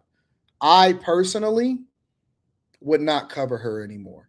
And the reason that being is because I think that politicians, content creators, and public figures, they cool. Once a person becomes a private citizen, unless you go out and kill somebody, or you go out and you do something stupid, or you go out and crash out or whatever, then I don't really care about you anymore. I don't. Jasmine Crockett is nothing but mincemeat. She's nothing but a vapor. She doesn't matter anymore. Right now, she's still in office all the way through January, and then we're going to see how it play out after that. But I don't think that she has a voice. I don't think that she makes an impact. I don't think she moves the needle. I do think that she's probably going to try to pivot into some form of a creator. I don't know what that looks like. I don't know if that looks like her being an anchor on a show, or if she just goes and tries to start a podcast and a YouTube channel. But God bless her. Good luck.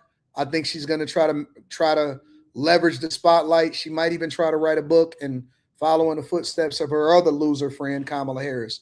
But we'll see. Make sure you guys hit a like for the algorithm, subscribe to the channel, and turn on your notifications. Let me read some of these super chats. What up to Quentin? Q Diddy in the building. Yeah, you can catch Quentin tonight on After Hours. I think it's going to be a great show. Just Christian Black says, Lauren Bobert, MTG, Kristi Noem, and a conservative Charlie's Angels of cheating. Shout out to you, Christian Black. They called me Mr. Bibbs. Says I went on 2K channel, had to let him know that he is a true friend. Shout out to they call me Mr. Bibbs. I love you for that. Right Path, a guy says, AD, not the Big Mama Sunday dinner. Yes, Big Mama Sunday dinner. Bro, soul food is so good. Soul food is good. My favorite thing in the world is mac and cheese. Mac and cheese. Oh my God. Destiny Speaker says, definitely have the best looking women in the chat and the panels. What up, Destiny? Hey, Destiny is my homegirl. I love Destiny. What up, Destiny? Yeah. Destiny be cooking. What up to my girl D in the building?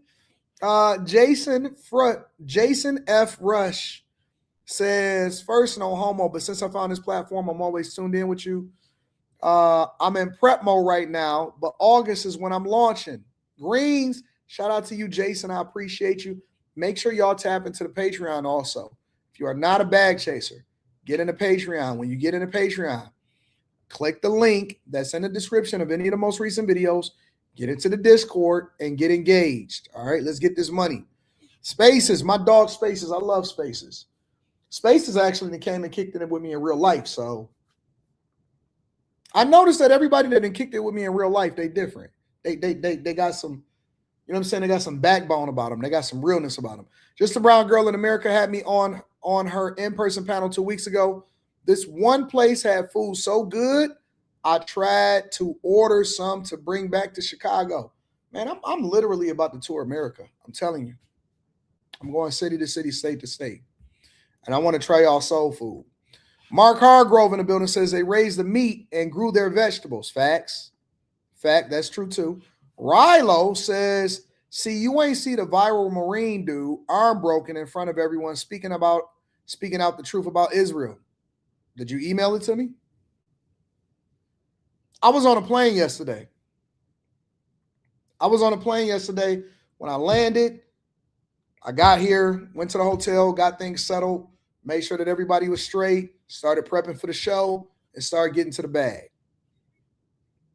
If you didn't send it to me, then it's a chance that I didn't see it. All right. Right Path of God says best black women mac and cheese here in North Florida. North Florida or what? Jacksonville? Not Orlando. Maybe you're talking about Jacksonville. Somebody said Louisiana and Texas got the best food. I'm going to find out. I'm going to be on my Keith Lee stuff. Azriel says, we love to see you wherever, Anton. All love for you, Queen Rita and Princess Leslie. What up to my girl, Azriel? Right now, I'm in Vegas. All right, so let me ask y'all a question before I read some more of the super chats. Where should I go in Vegas to try food? Now, I done been everywhere. All right, Vegas is my city. Shout out to High Tolerance. Vegas is my city. Las Vegas Anton is in the building. All right. Where should I go? I need a food spot. What a lot of people don't realize, my girlfriend is in the chat. Let's see if she's available.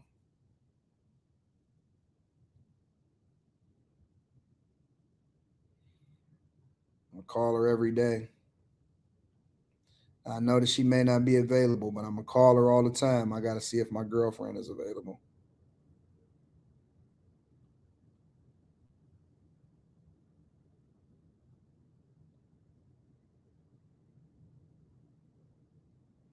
I don't know if she's available, though.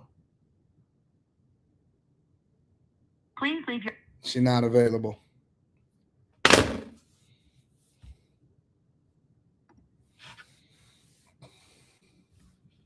I seen her in the chat. She just popped in. She thinks she can just pop in and get away with that shit. No, you can't just pop in and get away with that, Kim. Nope. Nope.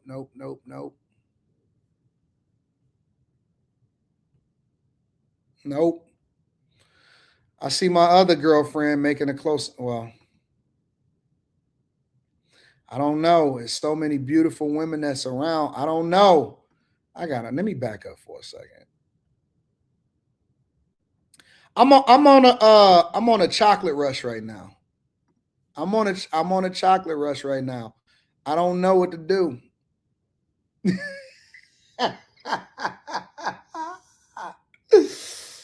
I'm on a chocolate rush right now. I don't know what to do. I got to figure this out. Well, since when? Since when? That's news to me. Since when? Who told you that? Renee said go to Chinatown in Las Vegas. Is that the spot? What am I going to eat?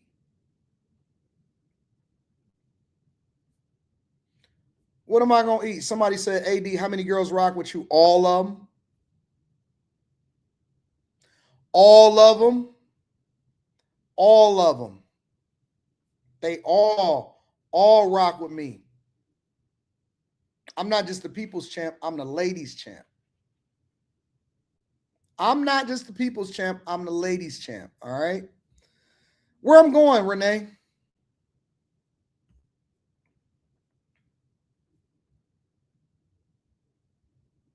Where am I going, Renee?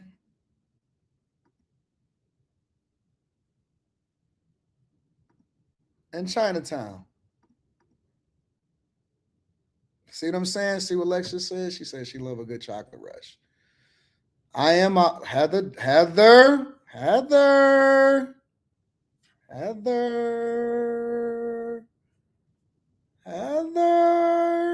Shit. I think I'm about to lock myself in my hotel.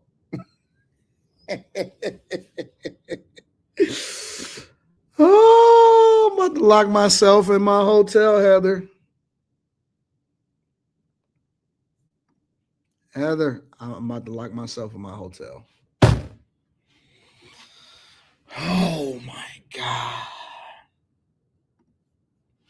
I'm behind and just saw you call me Anton Curley on a plane on the way to Mexico. All right. I got my eyes on you. You said it's nice out here today? Oh my God. Heather, do me a favor. I gotta you answer if I could. I know. Heather, since Kim is in Mexico, do me a favor, Heather. Send me a message on Instagram. I'm gonna see if I can get out for a couple hours. I'm supposed to be locked in today. You know what I'm saying?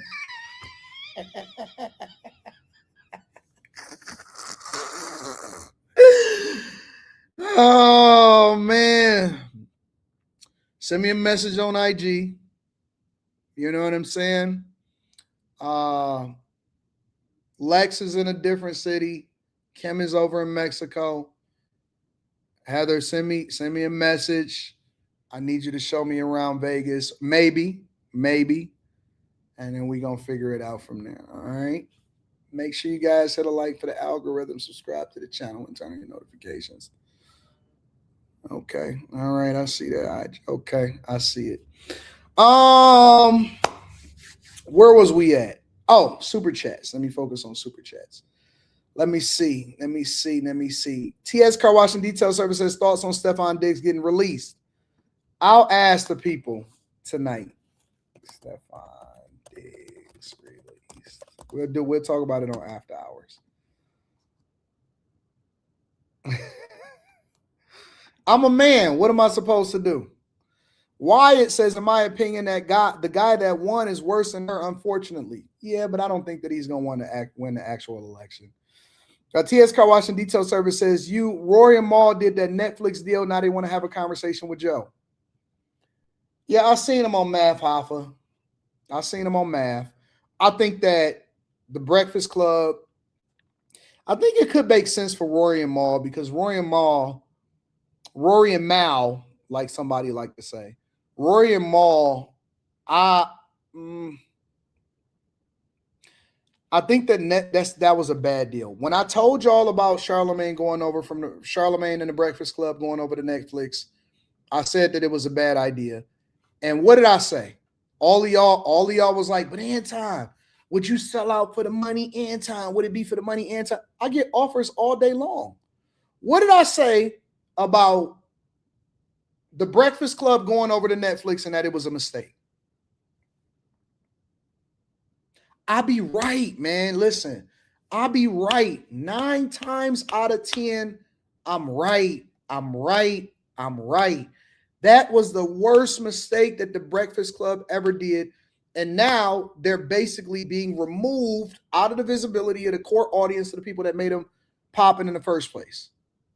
I'll be right. I'm telling you, I'm on it every single time. And I said it. I said, man, I would never sell out and do no type of junk for the money, because if you're still trying to have relevancy, it was so dumb. You can't abandon the people that got you popping for Kim is crazy. You can't abandon the people that got you popping for a new platform just for money. You're going to fuck up your whole thing. I said it, and the numbers is trepid, is putrid, and they fucked up, and everybody was following in their footsteps. I mean, I congratulated them for getting their bag, but it was a big. I would guarantee you,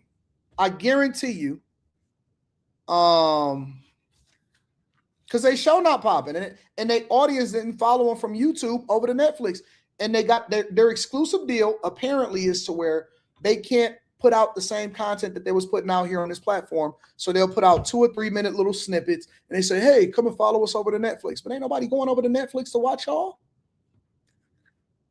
You ain't Joe Rogan. You can't take an audience with you and think you that popping.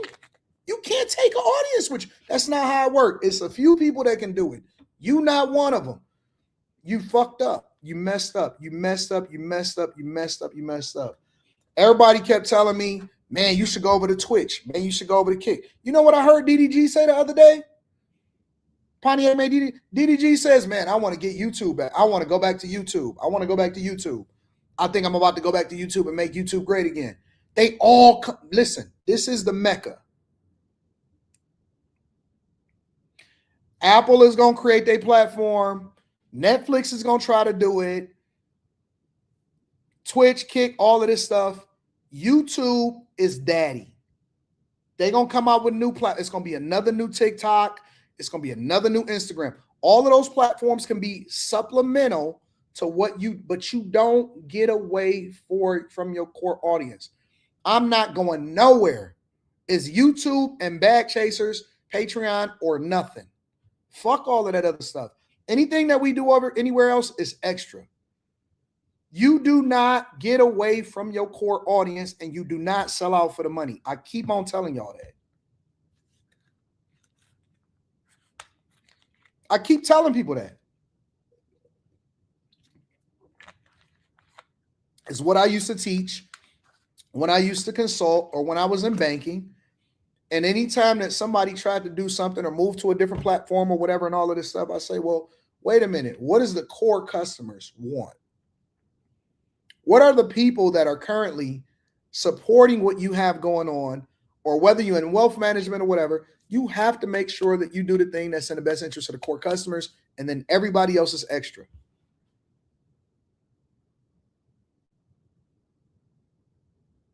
And I've been saying it for years. Saying it for years. They messed up. Joe and Jada went to Netflix too. Stupid. Dumb. You know, and this is the problem with all of these rappers that get these platforms, bro. Honestly. I'm keeping it 100. This is the problem with these people that come into the game and they trying to steal money. I love Joe and Jada as rappers. I also think that their platform has some entertaining moments. I've never watched a full episode, but I've definitely reacted to a few clips. And let me say something to you. I'm going to keep it 100. I'm keeping it 100% with y'all 100% of the time. Thank you for the cash apps. Thank you for everybody holding me down. I'm going to read those shortly. They're not in the game for the right reasons. And this is why when a lot of people say, man, the game is oversaturated, it's too many podcasts, whatever, I don't give a fuck. I don't care. I don't care who start a podcast and who don't start a podcast. I don't care what famous rapper come in or don't. I don't care what CNN anchor wind up getting fired and starting a new platform and don't. It makes no difference to me. It makes no difference to me whatsoever. Because you know what we're going to do? We're going to keep doing exactly what we've been doing because we understand the game. We're good at it. We continue to get better at it. And we the big dogs. We control the narrative. They here to steal money. Every rapper is starting a podcast because they think that they're going to get some not subscription. They think that they're going to get a sponsorship and then they're going to parlay it over to a big deal. They all stealing money. I don't blame them. I'm not saying that they shouldn't go and get their bag. Rap money probably done slowed up. Ain't nobody streaming no more. They can't get the same money that they was getting, whatever, so on and so forth. But the reality is, and you're right, Eric D, good content is always going to do what good content do. The reality is this. When people flame out or when people not good or when people say, you know what, I want to quit the platform, or when people, they drop their little 1 or 2 episodes a week and we going to do new seasons and shit. Man, bro, they going to come and they going to go. They going to come and they going to go. And it's going to be the people that's always did it and always had it, and they going to always be able to do exactly what they've been doing. Because they built their audience and they built their core based off of really doing good shit on a regular basis. Act is going to always be here. Joe going to always be there. Joe Budden.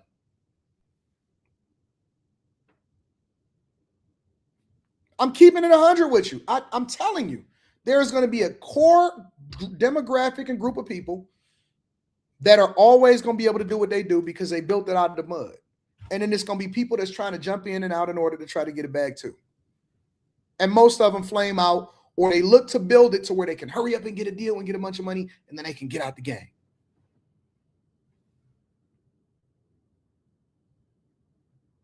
And then they can get out the game. You can't, listen, you can't cheat the system. You can't cheat the people. You can't cheat the people. You can't cheat the system. The game don't allow for you to cheat it and then still be able to get away with that shit. You can't, bro. You can't. That's why I never sacrifice short-term game for long. You know all of these people that be selling courses and shit? Remember all of that? Remember when they used to sell courses a lot? Remember when, and ain't nothing wrong if you actually add value, right? But it was a lot of people that was just selling courses because it was a quick bag. Because it was a quick bag. They made sure that they took advantage of the people when the fire was hot because they couldn't sustain themselves, and they wasn't willing to work. They wasn't willing to add value. They wasn't willing to show the receipts, and so they flipped. When we in the Patreon, and whether we talking about content creation on the stream, or whether we talking about real estate, or whether we talk about stocks, what do I tell y'all? When I said I got into the YouTube game, it's the same play. And if you smart, and if you actually look at the things that we've been saying for a long time, you'll be able to put it together. What did I say? I said, when I got into this game in YouTube, and I've been telling y'all this for years, I said, I'm going to do this for 10 years and see what it do. When I got into real estate, what do I say? I say, everything we do is a long-term play. That's why we don't sell, and we plow everything we can into real estate. When we pick the companies that we invest in Stock Club, we pick them based off of what they're going to do in 10 years, not what they're going to do tomorrow. Everything that we do is long-term, so we don't cheat the game. You can't cheat the game. You cannot cheat the system. If you want long-term stability, then you got to keep adding value. So my philosophy has always been add value one person at a time. It's a lot of motherfuckers that literally took my blueprint and they ain't giving no credit. They stole. I was sending some shit to your car that some people sent me. I said, this motherfucker stole my whole thing. Even got some hats that said some shit. And I ain't even talking about Richard Fane. Richard Fane been flamed out to me. He just holding on and just doing this shit. And he just keep talking about the same fucking things. He don't got no real value to add. He's still trying to figure out how he can rebrand himself because, you know, we shitted on him and we passed that nigga up too. Y'all know we ain't gonna say their name. Motherfuckers are stealing. They stealing. But guess what? The game is the game. You still do what you do. And I am never going to have a shortage of creation inside of my brain that allows for me to be able to give people value.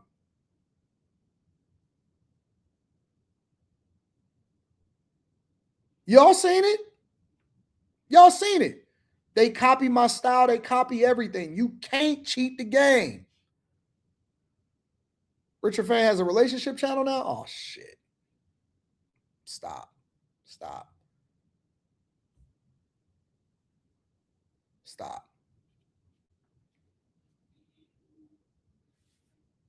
All of them is cheating the game. All of them is cheating the game. We're never going to rob the people. We never going to cheat the game. And even when people ask me, hey, man, I want you to start a fund. I want you to invest my money. Nope. I don't fuck with other people's money. You know why? Because it only takes one time for somebody to complain. And the one thing that you ain't never heard nobody do in all of the years, decade and a half of being on the internet, you've never heard anybody say, Anton do bad business, Anton finessed me, Anton stole from me, Anton lied to me, or Anton didn't add value into my life. You've never heard that. You know why? Because good business allows for you to sustain forever.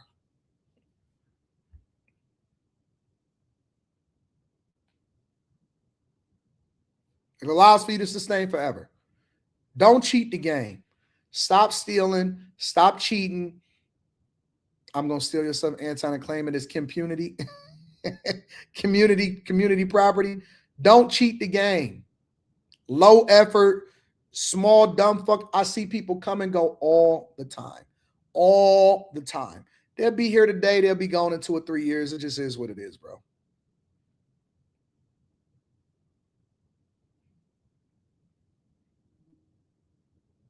I don't use property managers.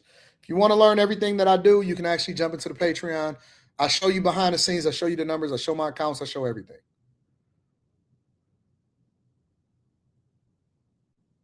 But here's the thing, Courtney Egger.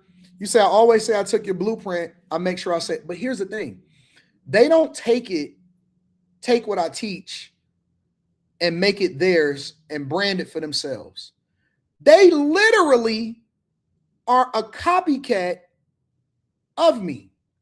That's the difference. See, it's one thing to take the work ethic. It's one thing to take the gems. It's one thing to take whatever, so on and so forth, and make it your own. Like rebrand, make it your own. Man, these thumbnails look like mine. Everything is me. They got a fucking hat on. I just can't believe it, bro. It's insane.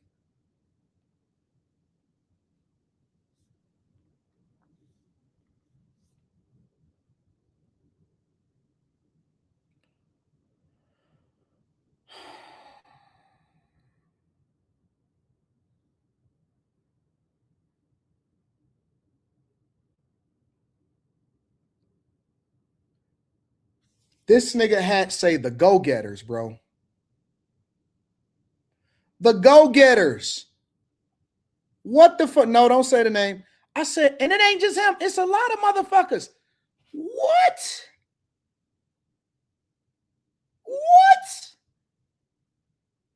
Bro, if you see some of this shit, let me show you something. I'm going to show y'all something real quick. Hold on. Y'all not going to believe it. I got to do this shit.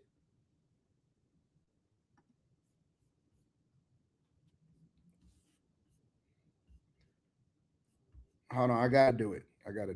Let me show you. So this is literally my. Let me share. You know the channel art that's on the top of your channel or whatever right here?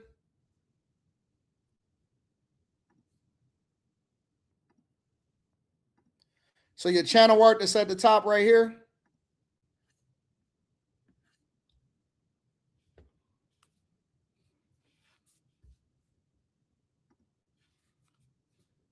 The fuck is this? That's not me. Why your channel art look like that? What the fuck is this Temu shit? What the fuck is this? Yo, I'm telling you. I said, what is this shit? What is this channel art, nigga? I can't. Don't do it. Don't do it. I'm honestly, bro. I just was like, yo, I am fucking amazed. It's every single, like, nigga, you not Anton? It's bad. It's bad. It is bad. It is bad. It is bad. It's bad. It's bad. It's bad, bro. It's bad. It's horrible. It is so bad, bro. I'm telling you. I'm telling you, bro. Watch this. Let me show you something else. It's not a coincidence. It's not a coincidence.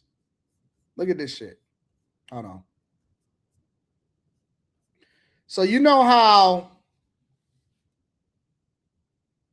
my channel art looks like this for the Millionaire Morning Show.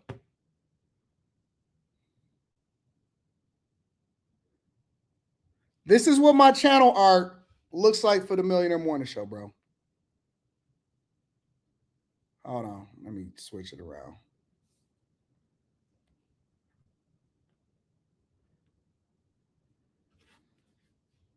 The fuck is this?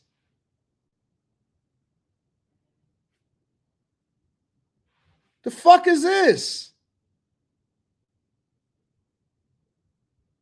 I said, what?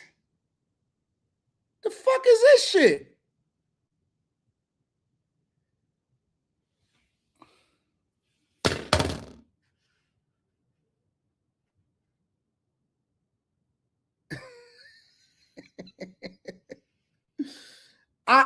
I'm honestly, bro, y'all, look. The stuff that me and my team and my people talk about and see on a regular basis that y'all don't see, y'all not privy to, is crazy. The stuff that y'all don't see, that y'all are not privy to, is crazy.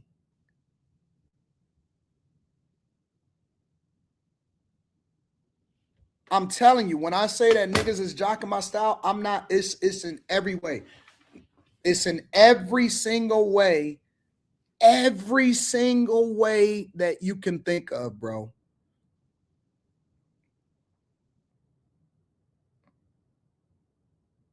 It's insane. It's insane. So that's what we dealing with over here, y'all. That's what we dealing with. Let me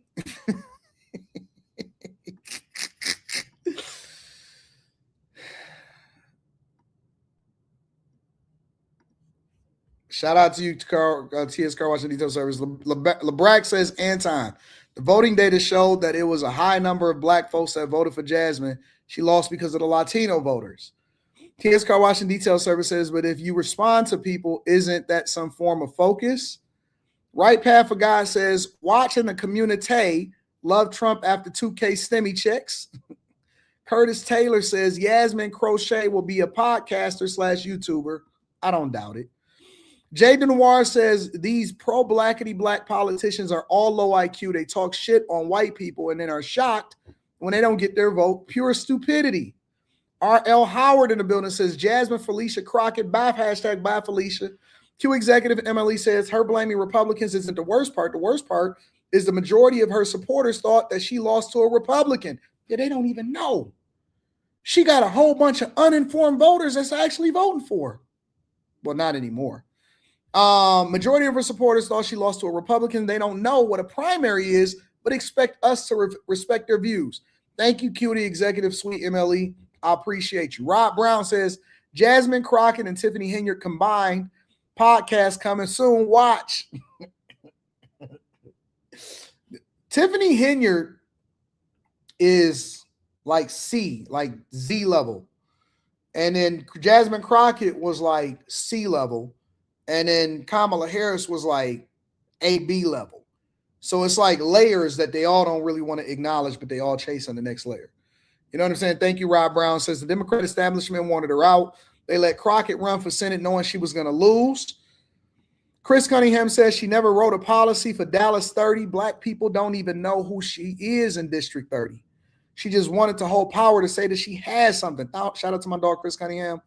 Keon Bell says them butterflies' eyes flew off her eyes and screamed, loser, we can't hang with you. Jay Denoir says Obama don't F with her and she endorsed the white boy. What up, Riri? Riri Brooklyn in the building says, is she blaming the Republicans because of the gerrymandering? Latrell says, nah. Hey, goodbye. Nah. The Right Path guy says mac and cheese is a side, not the main course. Shit, you lied to me. Mac and cheese is a main course by itself.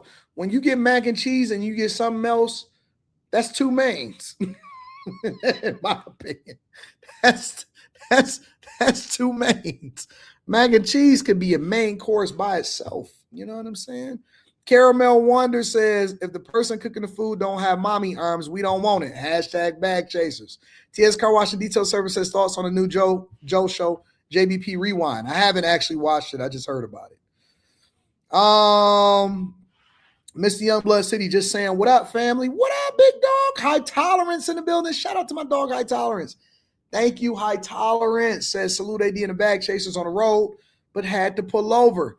JC political relevance. Jasmine Crockett's political relevance went up in smoke. The D9s, they're going to be mad at you, are big mad here in Dallas. Freddie Haynes is Jamal Bryant's OG, so you already know. By the way, you got to be on cue with the aw. Thank you, High Tolerance. Thank you for the 50 ball. Thank you for holding me down, big dog. Jason Statham says, vet's name is Brian McInnes, arm snapped on camera. Y'all got to send me the actual articles. Y'all got to send me the videos and the articles in my email. Thornton says, if she has a Fiat 500 with a license plate, with a license plate that says auto hop around it, I don't want it. Try Hawaiian Kitchen, try the rib tips. Hawaiian Kitchen out here in Vegas. All right, I'm going to write that down. I'm going to come back in the morning, tomorrow morning or tonight on the after hour show, and I'm going to give you all my thoughts on what these places are that y'all recommend to me. Joe and Jaden went to Netflix too. I heard about it. Nirvana Tyler says, YouTube created by a Democrat and his two immigrant friends. Truth Social created by the felon MAGA. See the difference, MAGA YouTubers? Shout out to Nirvana Tyler. We appreciate you with the AI picture. I like that. Black and white, just a brown girl in America says, Anton, I noticed that creator teams are falling apart, i.e. Fatty and Ali. What is a good way to keep a solid team or even choosing people to rock with you? I don't think that you can control that. One of the things that we talked about on After Hours, what did we say in the beginning of the year? We rocked for the first 2 years. We had no splits whatsoever. Come January, February of 2026, you can't control people. All you do is you create an environment that's conducive for people to be able to get a bag and be successful and to thrive, and you keep it moving. It's almost like creating a company. You can't control, if you have a great company, right? You offering great compensation and it's going really well and everything is going awesome. Can you control if somebody decide that they want to get another job, or if somebody want to quit and become a mother, or if they decide that they just want to go on their spiritual path and their spiritual journey? You can't control that. You can't control it. The only thing that you can do is support and hold down the people that continues to stay there. So you reward loyalty and you just keep it moving. Here's the thing, just a brown girl in America. Don't take it personal. Never take it personal. Ever. Shit, Andre 3000 wanted to go off and play the flute. It don't necessarily mean that Outkast broke up, but it means that they may have outgrown each other. We've seen that with the Speaker Box and the Love Below album, right? Everybody is their own human being. It's their own human being. So what you do is you don't take it personal, but you want to make sure, and this is the key, make sure that you create a space or a platform that's going to thrive regardless of what everybody else is doing. That's the key. Fuck trying to keep everybody together. The people that want to be there is going to be there. The people that don't want to be there, or the people that outgrow it, or people that move in a different direction, that's just normal. That's natural. That's life. You don't hold that against them. But you make sure that the show goes on with or without them. It doesn't matter. With or without them, you have to create a product that is not interdependent on any one person except for the person that is responsible for creating the platform. What I've proved is that it don't matter if I don't need no interviews. I don't need nothing. It's a nice to have. It's great having great people around me. It's awesome having people to collaborate with, but I can go it alone. I could do this shit with my eyes closed. I could do a 3, 4, 5 hour show by myself, but it's so great to have dope people that surround you. That's the thing that you want to focus on. Don't worry about all that other stuff. AD and the Young Bag Chaser clone. Shout out to Wesley Turner. Michael Mitchell says, speaking of hats, AD, I need a hat for my birthday. Okay. All right. I really do need to get this popping. I got you. Shout out to Michael Mitchell. The Dakota Ninja says, yo, AD, I'll be honest. I copied your template.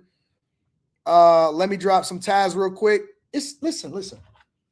I'm not saying that y'all can't learn or leverage what I've created to continue to grow and do whatever it is that you do. Here's the problem. Make it yours. Make it uniquely you. You know what I'm saying? Like,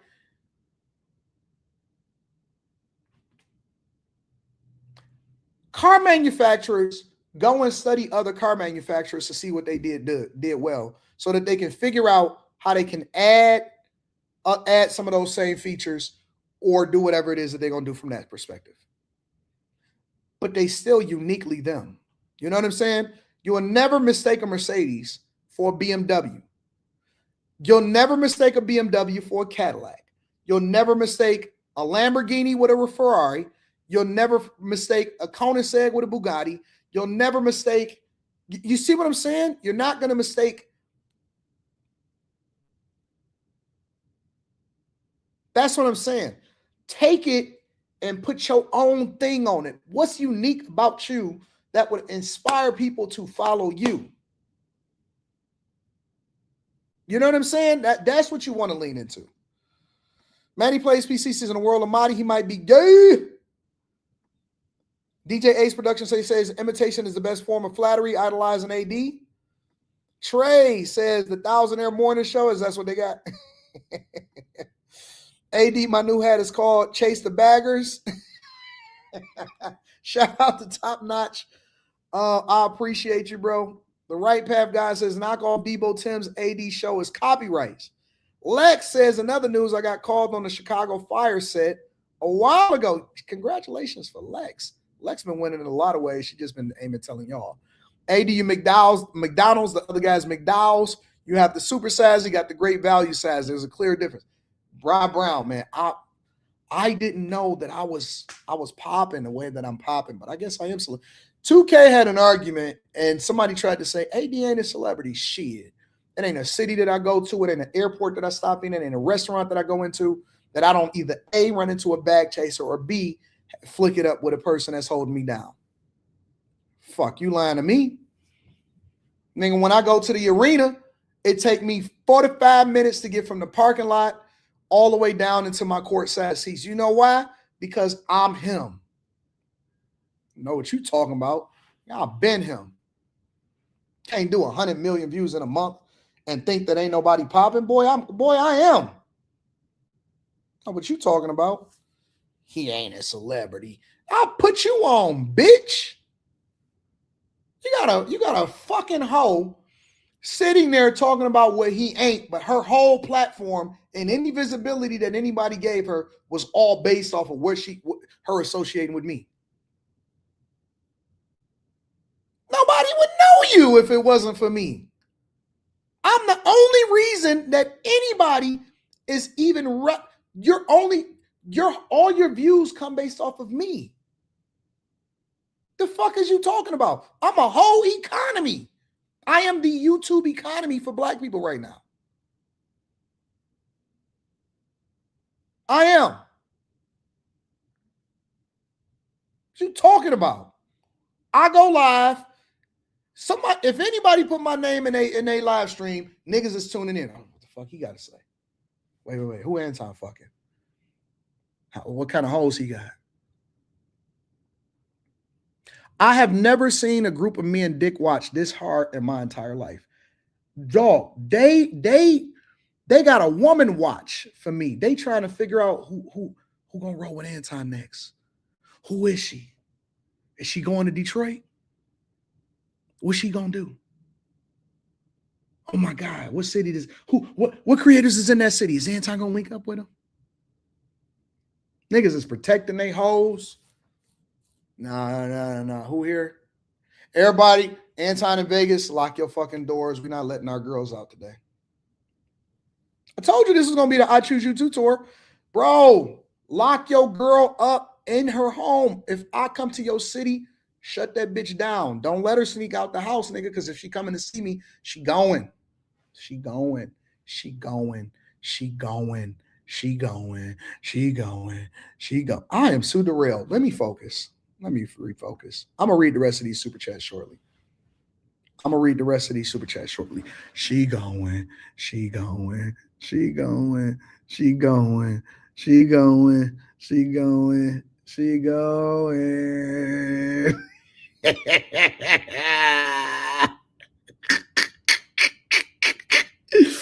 She going. She going. She going. She going. She going. She going. She going.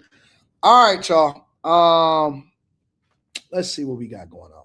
Oh, Louisiana, former Louisiana mayor, busting it down for a real one. Shout out to her.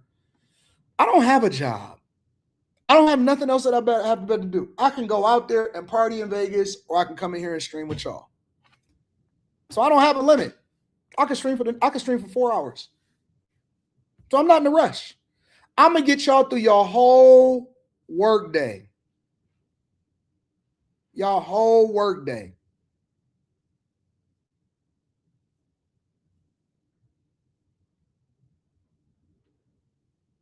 Y'all ready? Make sure you hit a like for the algorithm, subscribe to the channel today. And turn on the notifications. Stunning testimony as the jury in the Misty Roberts trial heard from new witnesses today. Good evening, I'm Cynthia R. Snow. The children of the former DeRidder mayor took the stand today in day 4 of her trial. KPLC's Devin Cruz joins us live from DeRidder. Devin? Yes, Cynthia, as you said, the former mayor here, Misty Roberts, is on trial for 2 felony charges. And today we had a lot of details and a lot of testimony. We heard from at least 6 witnesses. I'll try and jump right in and give you as much as I can. So starting off the top, jurors saw pictures of the 2024 party in question, including kids holding drinks by the pool and a photograph prosecutors are calling lewd. That picture showed Roberts at the party in her bikini and the teen looking up at her smiling. The majority of their bodies were not visible in that photograph. Text messages were presented by the prosecution between Roberts and her son, including what alcohol the kids wanted for the party and through the evening, as Roberts' son told her what was happening was crazy and that his little sister was crying. Here's her son also texted Roberts that, quote, he is 17. However, the boy was actually 16 at the time. That younger sibling also took the stand while her interview with investigators played. In it, she said she saw her mother and the young man, quote, on top of each other that night. Roberts' nephew admitted to using his phone camera to see what was happening in the room that night. He testified that he's unsure if he hit record, but said if so, it was never sent to anyone, and he since wiped his Snapchat memories. The defense asked her nephew why he cleared his Snapchat before turning it over to investigators, and he says it was because he had photos of him and his friends drinking and was worried he was going to get in trouble. Now, the defense implied in court that an important portion of Roberts' son's interview was not transcribed. Attorney Adam Johnson says the interviewer said at one point, quote, just say it once and we can move on, end quote, while the transcription notates that it was unintelligible. Today, Roberts' son also agreed that's what was said. There's only so many details I can give you from out here. We'll have a full report online, and also we'll be here tomorrow morning at 9 a.m. as the trial continues into the weekend. But for now, reporting here in DeRidder, Devin Cruz, 7 News. She was her city's first female mayor. Now she's been found guilty of having sex with a minor. Her own children telling authorities they saw their mom being inappropriate with a 16-year-old at a pool party. Here's Ann Ricagliano. She's the glamorous mayor just convicted of having sex with her son's 16-year-old best friend at an alcohol-fueled pool party. Ruined that young boy's life. Because you know what you always gonna be known as? You can't go to the reunion. You can't go to the 10-year reunion. You can't go to the 20-year reunion. You can't go to the 30-year reunion. You can't go to the 40-year reunion. You can't go to the 50-year reunion. You basically need to relocate out of the country. Bro, you're always going to be known as the boy whose mamas was getting bust down by his friends. He'll always be able to say, nigga, that's why I fucked your mama. You know how disrespectful that is, bro? That's why I bust down your mama at your house on your bed with your teddy bear right there. Bust down your mama. They say the ex-husband testified against her. The son, do you know how much you have to be hated as a mother to have your son testify against you? Your son testified against you. Your ex-husband testified against you. You were the mayor of the city. The mayor of the city. You know how trifling of a hoe you got to be to ask kids, 16 and 17-year-olds? Now, if I'm going to keep it 100,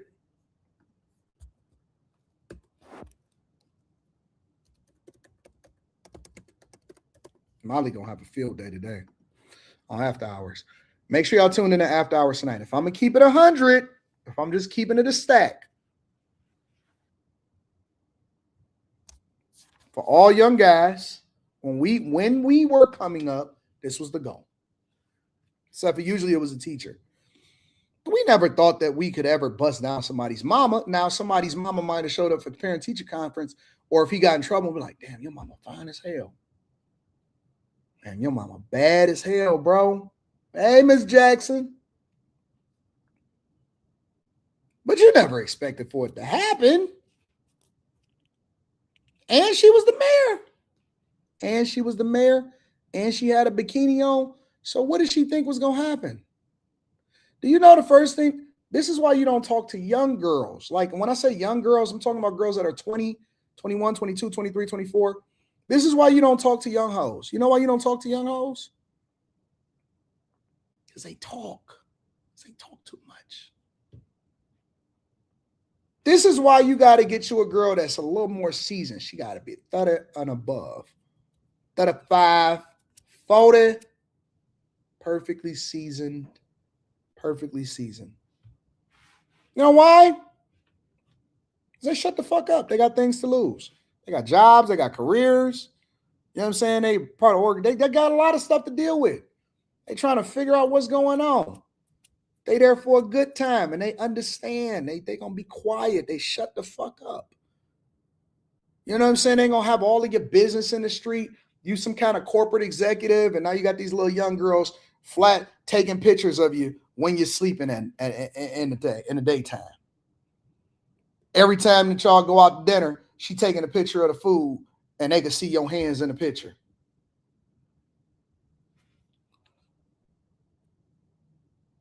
You know what I'm saying? Like that's why a lot of guys, and I ain't even talking about on the cheating shit. I'm just talking about in general. Guys, a lot of times that don't want to deal with the childish, foolish bullshit. See, Abe, that happened to you? That don't want to deal with the childish stuff. They deal with women that are older because the women that's older, they didn't seen it before. They didn't already been there. They've been to a nice restaurant. They already didn't been bust down before. They'd already been through some stuff. They didn't seen some stuff. Their ex-husband abused them. So they used to some stuff. That's why. So when I see these teachers, right, because this is not a new thing.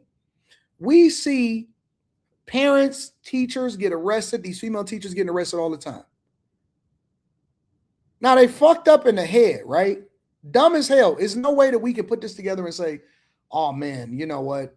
Maybe she did it because of this reason. No, she's up there texting minors, asking them what kind of liquor that they want and busting it down at a pool party like she's 13. What are you doing? Are you trying to relive your childhood? Do you not realize that you're a grown woman? But here's the other part about it.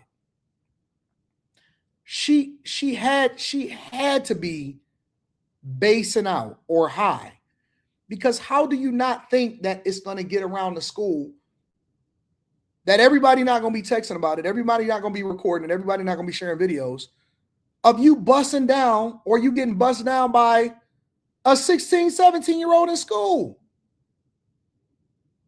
What did you think was going to happen? What, you thought that they was going to keep it a secret?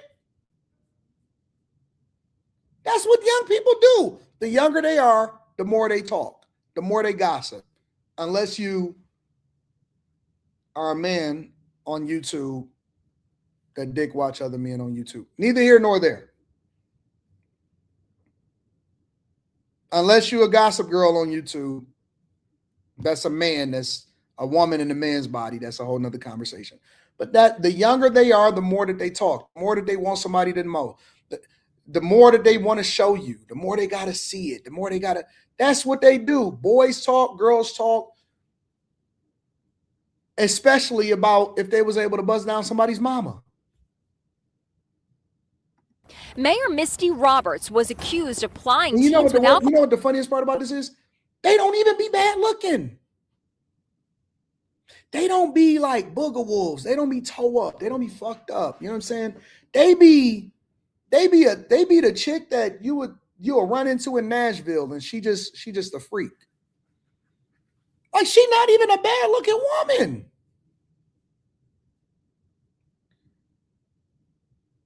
And that's what I be trying to understand. Like, is something wrong in their head? It's got to be something wrong. It's got to be something wrong. Something has to be wrong in their head, because it's not like they even bad looking people. Something is wrong up here, all the way up here. Something is really wrong, bro. While wearing only a bikini. KPLC TV reporter Devin Cruz covered every day of the sensational trial. The mayor was seen in a bikini giving alcohol to minors. She was seen in a bikini, and several witnesses testified that Miss Roberts or Misty Roberts had gotten the alcohol for the kids and had stocked a fridge. They were by the pool and they began kissing. Then they went inside the mayor's home. Her own 16-year-old son told investigators that he saw his mother having sex with his friend through the window and that kids at the party had video. Court testimony revealed the mayor's younger daughter was crying at the party and asking people to go and make the victim and the defendant stop. The next day, the victim's mom learned about the sexual encounter and feared a possible pregnancy, texting the mayor, "Out of respect for both our families, can you assure me that you can't be pregnant?" "Yes," responded the mayor, stating that she was on birth control. There was also testimony from a DoorDash delivery driver who said that he received an order from the mayor for the morning after abortion pill to be delivered to her doorstep after the party. Jurors began to deliberate last. This is crazy, bro. This is absolutely insane. You taking the morning after, you taking a plan B? So wait. So y'all at the party, you got a daughter and you got a son, and dog is in the window, and you know, people be knowing. They know that the window open. They know that everybody, he doing a Dougie on your chick. He doing a Dougie on your mama. He doing a Dougie on your mama. Oh my God. I'm not sure that there's a worse story that we can have today.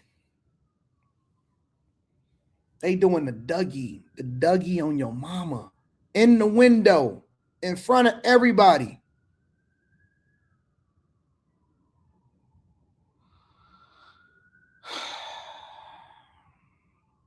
I dog, honestly, I would be off. I don't know. I would move to a different state.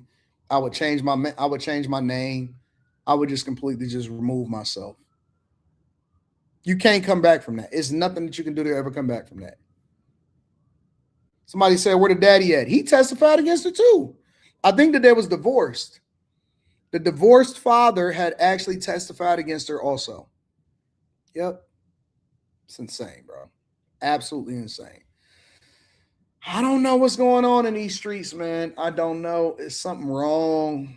It's a demon out here. It's a sex demon running around that's forcing people to do stuff that's insane, bro.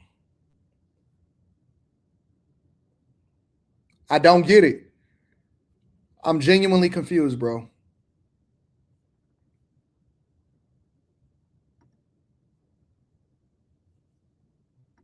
I'm really confused.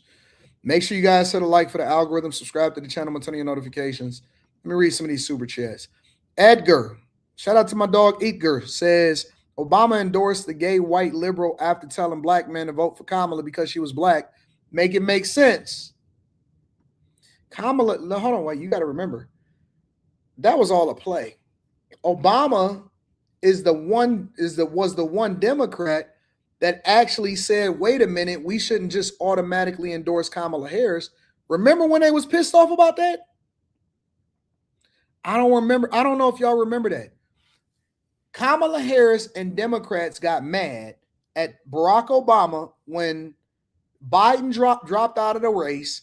They were pissed off at Barack because Barack said that they should have a runoff and they should actually go and convene to try to figure out who the best candidate was instead of automatically pushing and endorsing Kamala Harris. That was afterwards. That was the ploy. That was the Democratic play. Yo, everybody get on the board. We got to unify. We got to try to beat Trump. But before, he wasn't fucking with her. He never endorsed her.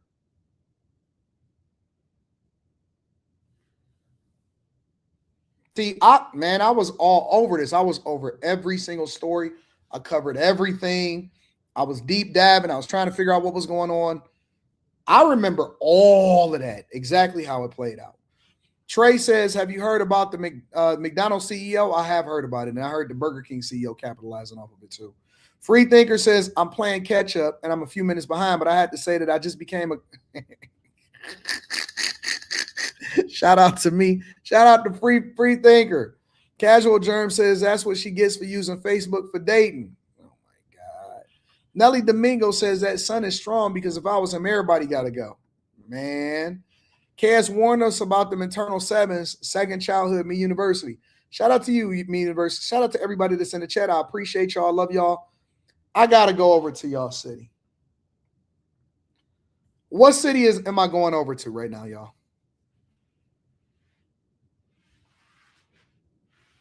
What city am I going over to right now, y'all? Tell me what city that I'm about to talk about.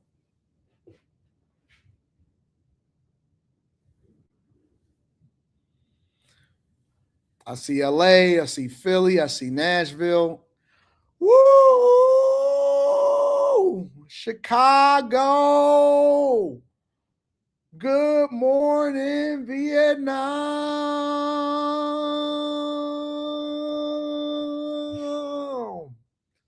Did you guys know? Now, I haven't been able to cover this, but this has been on the docket for a while, probably at least a week. Middle of last week, late last week, as I was watching and listening over the Chicago scanners, one of the things that came to me, little birdie, they said, Anton. And actually, this was before it even happened, so I don't know how I got the information, but this has been on the docket. The problem was that we started having wars, and everything started jumping off and all of that, so I haven't been able to cover it, but I said, I'm not getting away from this one. I'm not getting away from this one. Not only are y'all losing y'all sports teams, not only are y'all property taxes going up, not only are you not recruiting police officers to the point to where you're supposed to, not only is everything crumbling in Chicago exactly how I predicted it, exactly how I predicted it. I said it. I'm telling you, I broke it down for y'all, and it's happening exactly how I said that it's going to happen. Chicago has got another, this is not the first, this is multiple in succession, another credit rating downgrade, and nobody is talking about it. They're not talking about it on Fox. They're not talking about it on CNN. They're not talking about it on MSNBC. They're not talking about it in the streets. None of the people and the residential people are talking about it. You know why? Because they don't know any better. They don't know any better. They don't know any better. And I said, all you got to do is look at the numbers. And the people say, no, Anton is everybody going to be. When you start getting credit rating downgrades, that means that the agencies, right? Because remember, you're borrowing money. Chicago has a credit rating just like every other city, just like regular everyday people. They have a credit rating just like everybody else. And guess what? They don't have confidence in city leadership being able to continue to pay back the money that they're borrowing in order to keep the doors open. Let me show it to you.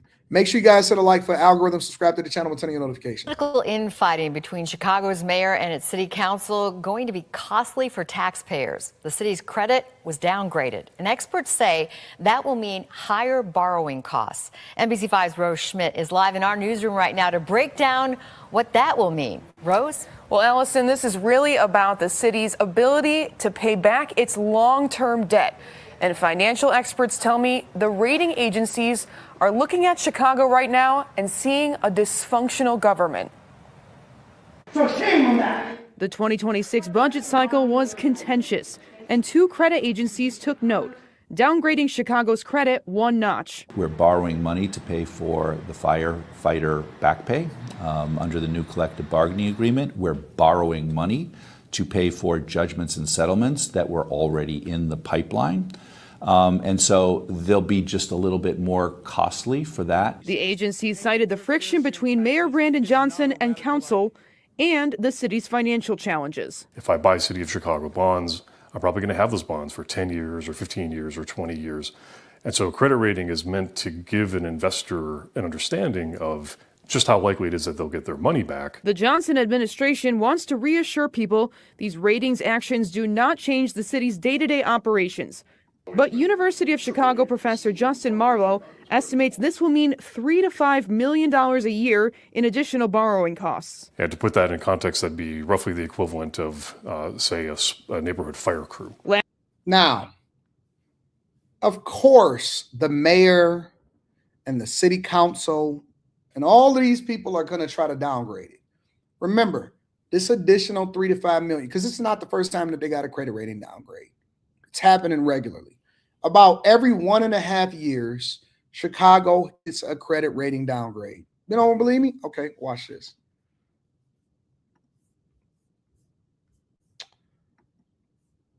Daddy's home. Let me do a little bit of research, a little bit of deep dive in.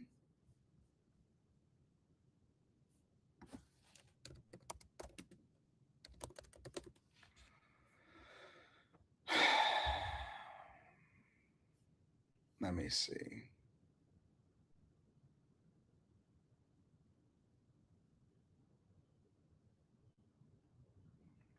Can I find it?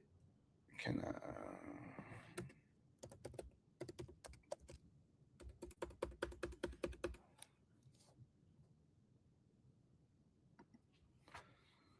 I don't want to slow down the show, but let me see if I can find it.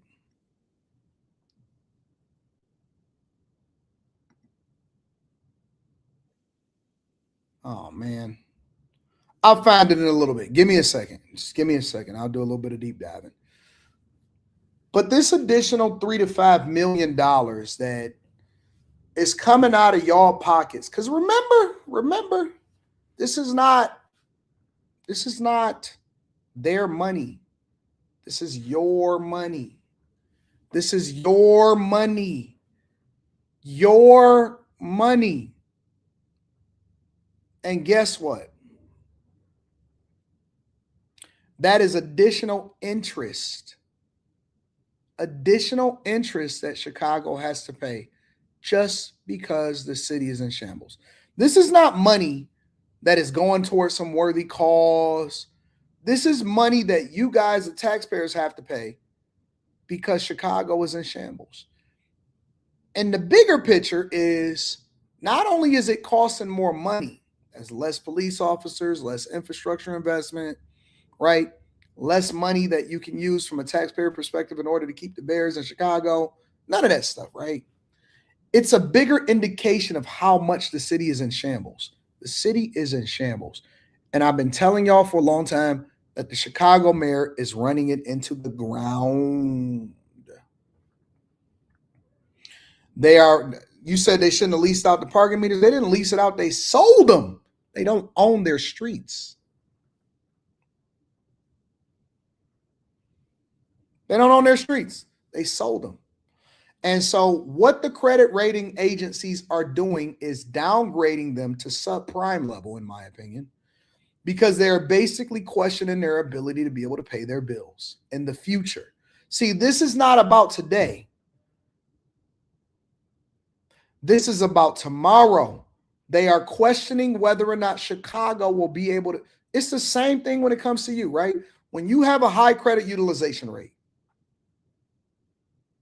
and you had to take a job that pay less money and your W-2s is less and you got all of these loans out,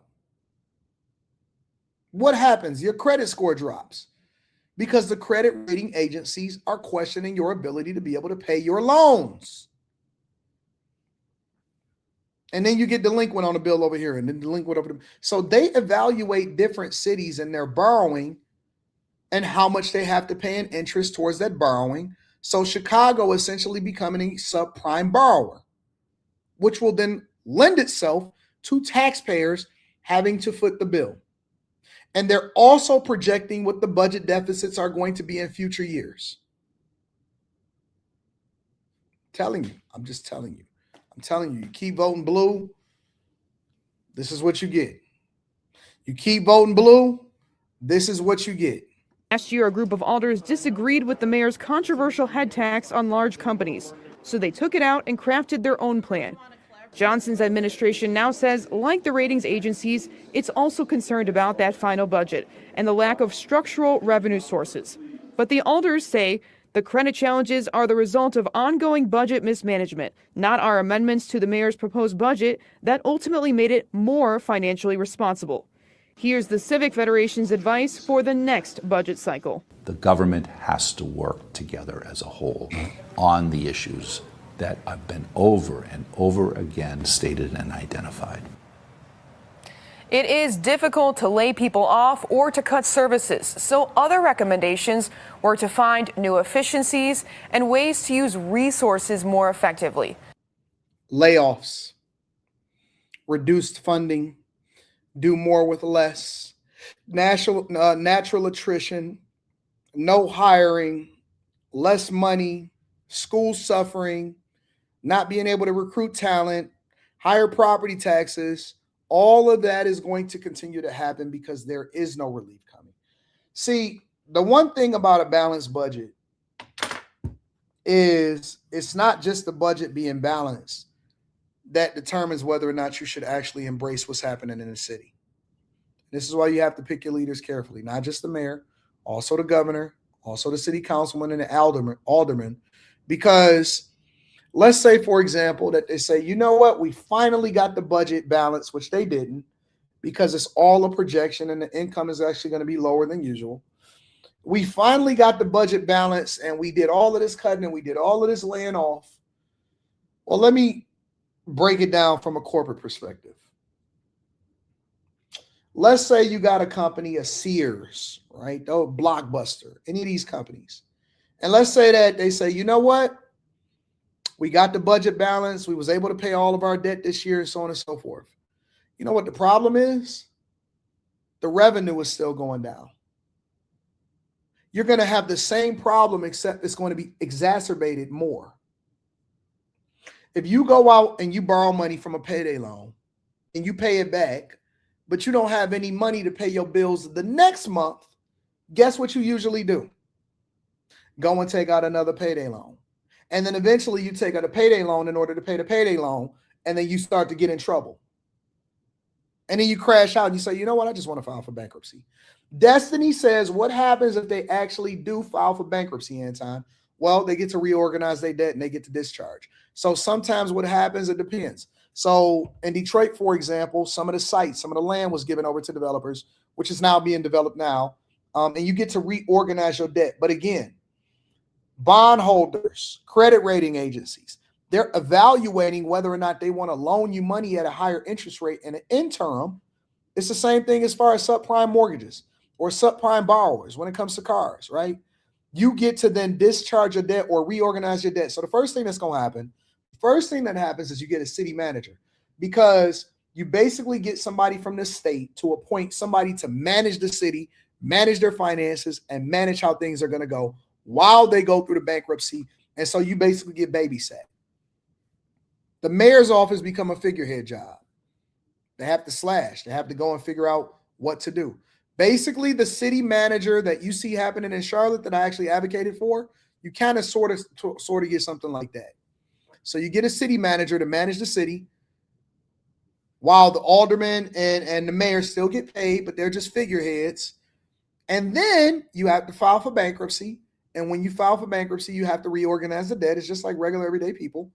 And then you have to prove to the bankruptcy judge that you can exit bankruptcy and still be able to sustain a city and manage the city effectively, which then hopefully the people elect the mayor or somebody in city council that can actually manage the city more effectively. Property taxes go up, the whole 9 yards. People get laid off. It's just like a regular company, except it's a major city. But y'all keep electing grade school teachers to manage a city, and y'all keep saying defund the police, and all y'all doing is driving yourselves into bankruptcy. It's going to get bad. It's going to get bad. How do I know all this? Because it happened in Detroit. Thankfully, we got it right after the bankruptcy, and we elected the right city council. We elected the right mayor and Mayor Duggan, and the city is thriving, and we've had 11 consecutive years of budget surpluses, no deficits. And the city is booming now. It's one of the rare democratic cities where we learn from our mistakes, hopefully, and we actually thriving as a city now. But Chicago is a much, much, much, much, much bigger city than Detroit, and so it's going to be even worse. So the bigger they are, the harder they fall. So for everybody in Chicago, hold on. Hold on. Hold on. It's going to be a rough ride. Say over the next 20 years, y'all should be able to hopefully get yourself together if y'all play your cards right. All right. Make sure y'all hit a like for the algorithm, subscribe to the channel, and turn on your notifications. Let me jump one more thing. I'm a shelf one of these stories, and I'm going to actually put it for tomorrow. So we're going to come back to the Maryland dropout rate, but I wanted to actually talk about this really quickly. I wanted to talk about something that Draymond Green said, and I think that it's only going to take like 10 minutes. It shouldn't be long. Something that Draymond Green said. And Draymond Green said, because I've been looking forward to going to Memphis, and I'm trying to understand the culture of Memphis. And I'm going to be touring this whole country, and so I've been better trying to understand exactly what's going on. Draymond Green kind of described why NBA players and athletes don't like going to Memphis.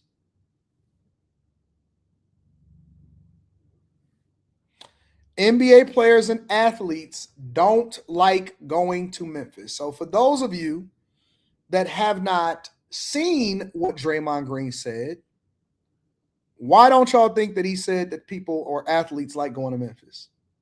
I'm going to go to Memphis. I want to get some barbecue. I want to do all of that. I want to see all of Memphis and what y'all got to offer. I want to buy up some land. I want to do all of that. Why don't you think that NBA players and athletes like going to Memphis? Your car says it's not safe. They just like the food. Nope.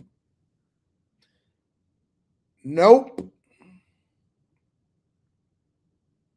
Dirty. Nope. Crime. Nope. Safety. Nope. Getting robbed. Nope. Taxes. Nope. You almost there, Terrell. You almost there. He said it's a second-rate city, and one of the ways that you can tell that is that they don't even have any good hotels in Memphis. I said, what? What? Listen, Kimmy. Shout out to my girl, Kimmy. Kimberly travels a lot. And one of the things that is very, very important to me, no matter what city that I go into, I have to have a dope hotel. I have to have a dope hotel. I got to have a dope hotel. I got to have room service. I got to have all of that. It's got to be good food. It's got to be in a good setting. It's got to be. He said that it's a second-rate city. He said it's in last place when it comes to whether or not what city that NBA players like to travel to because the accommodations are trash. Trash. This is what he had to say. where says Memphis hotel rooms are dirty.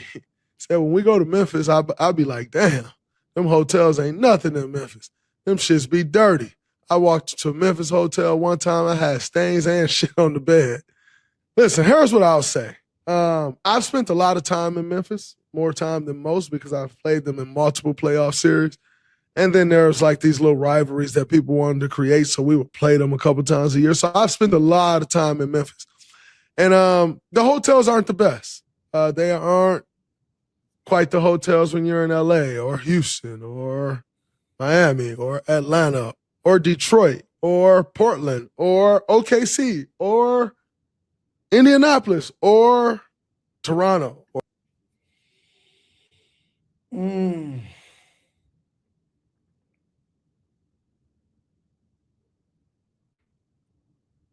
He's saying it. I haven't been to Memphis, so I can't speak to it. I haven't been to Memphis, so I can't speak to it. But what I will tell you is that listen, the way that I judge a city,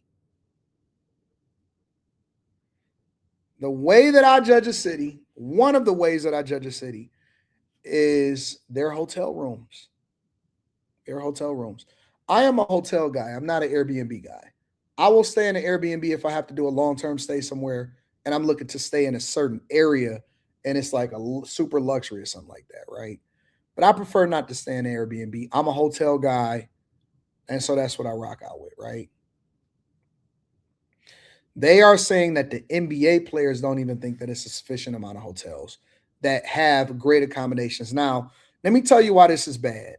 One of the reasons why this is bad is because usually, even if it's not in the city itself, you should be able to find a luxury hotel room in the suburbs surrounding the city, right?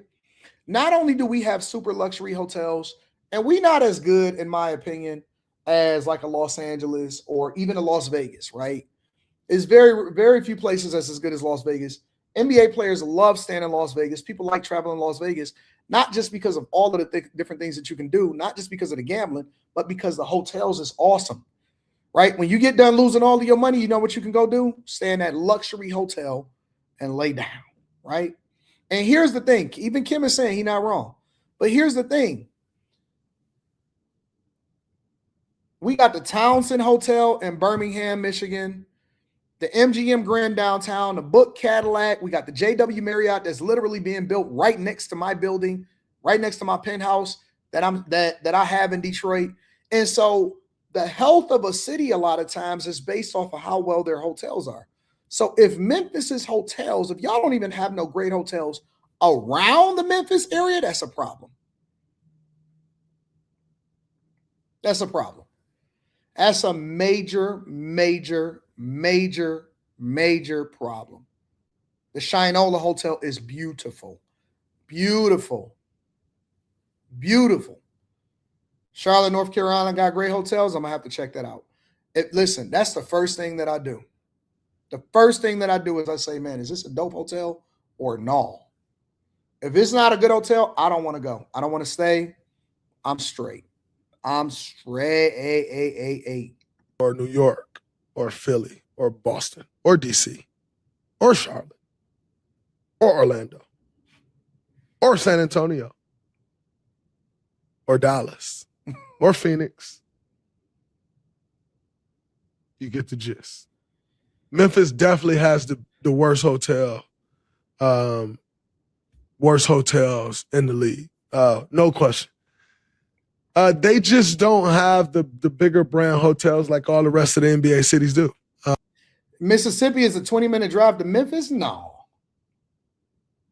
Yeah, but what part of Mississippi? And Detroit don't have the biggest brand hotels either, although they're starting to come to Detroit.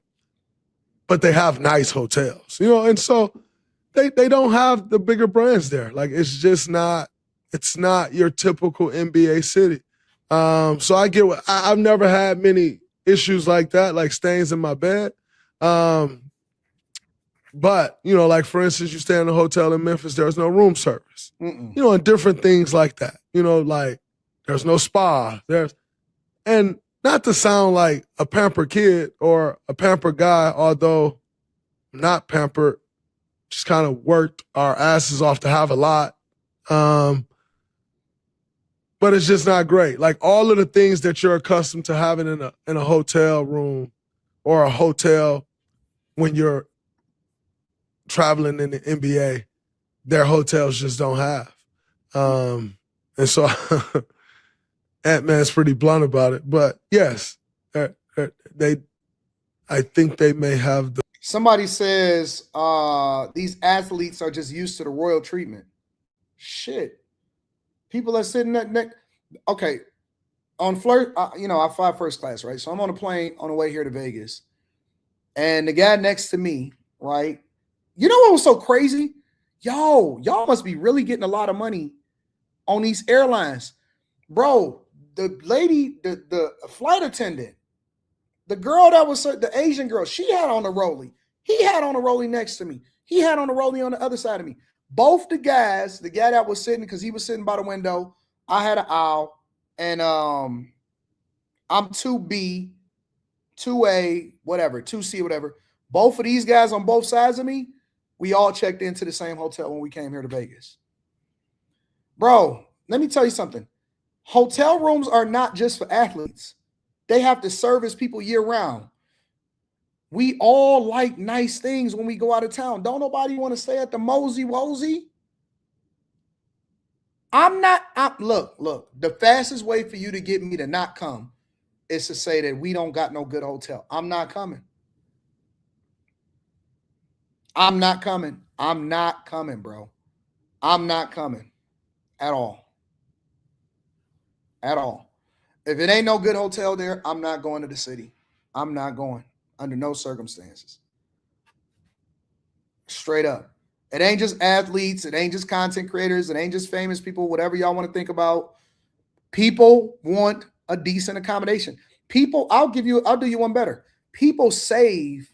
Most people that's outside of the culture, they actually save for their vacations.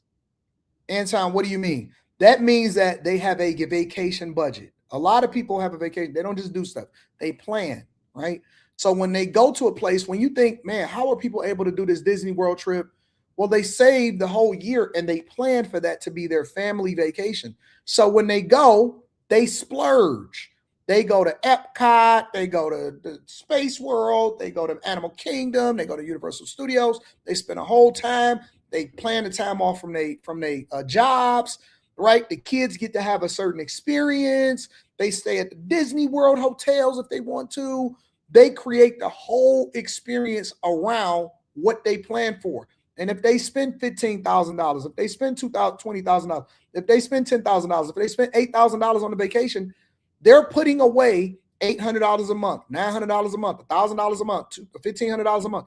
It's people that make that a part of their budget. So if they go, they want the best accommodation because they worked all year to have that vacation. They deserve that. They deserve it because they worked for it. So it's not just spoiled athletes.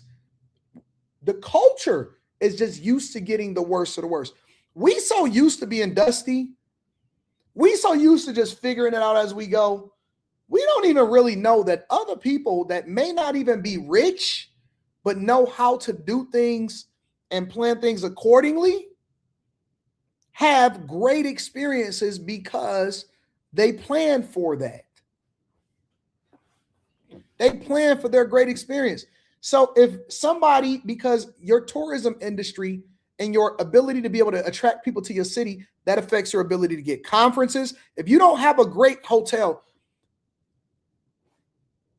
so many different companies, so many different organizations, they cancel certain conferences. Your city can't win business conferences. That's why Vegas is always going to thrive. You know why?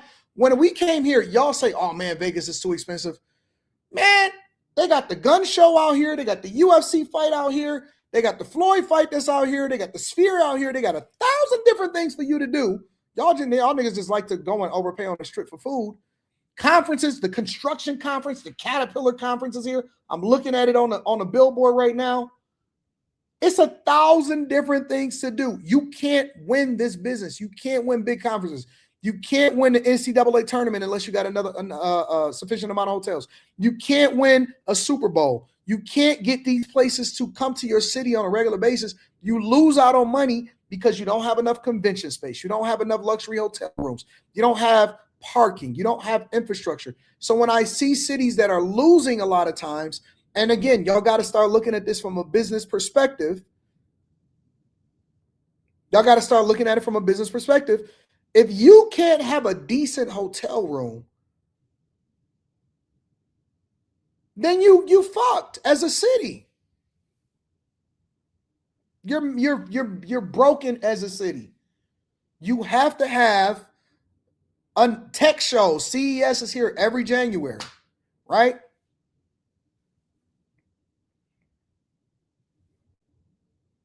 So it just is what it is. Like you have to be able to have the infrastructure to accommodate for people that want to travel to your city.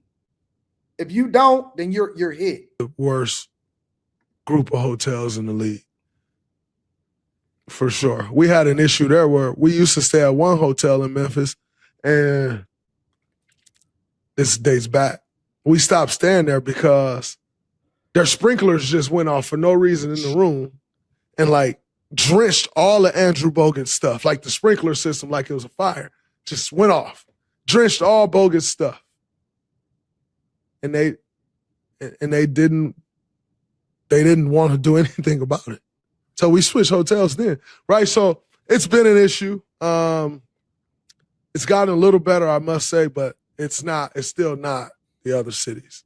So we'll see what happens in Memphis with the hotels, I guess. And you do not want to get a reputation of people talking negatively about your hotels, or something that you can control. You know what I'm saying? So shout out to that. I thought that was a good segment that I wanted to end on. And we're going to have a great, great show tomorrow morning as well as tonight, after hours tonight, Millionaire Morning Show in the morning. I love this. I love this game.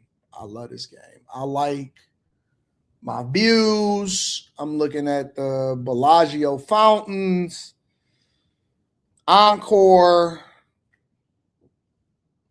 Caesars. And in that way, I'm looking at the Planet Hollywood, the Cosmopolitan, Aria,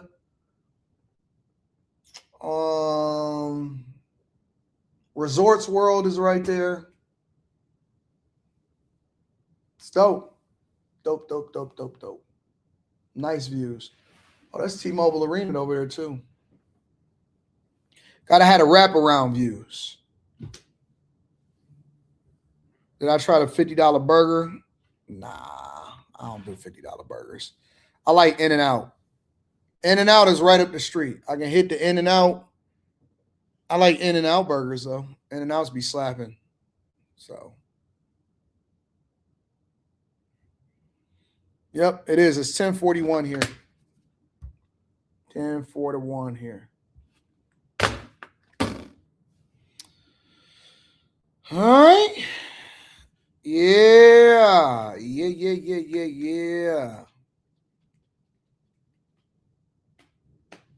don't like In-N-Out? I like In-N-Out. I think that In-N-Out is great. In-N-Out got dope burgers. And it's a conservative company, so I like them.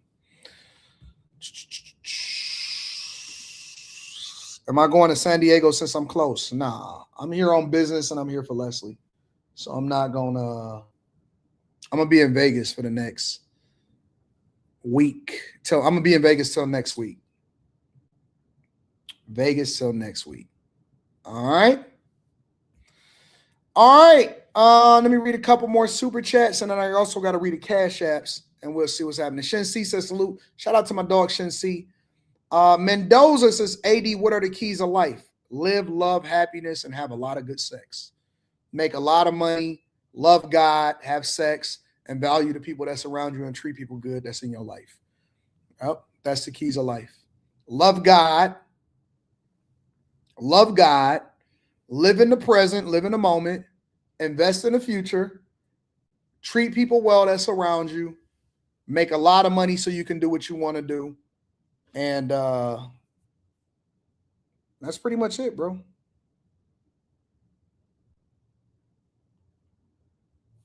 That's pretty much it.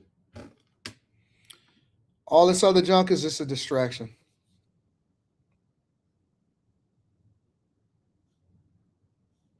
So all the rest of it is just a distraction. Shout out to my dog, John Teal says, for the great content. Thank you, John Teal. And my dog, Ray Sean. I'm going to check it out, bro. I'm going to check it out. Thank you, Ray Sean. It's one of my most successful students. It's one of my most successful students in the Bag Chasers. If y'all not a part of the Patreon, link is in the description. Teach Henley, 40% off your first order, 20% off of life. I love you. I appreciate y'all. Y'all are the greatest audience on earth. We in here. See y'all this evening, says Onaka. Onaka says she'll see y'all this evening. We out. Peace.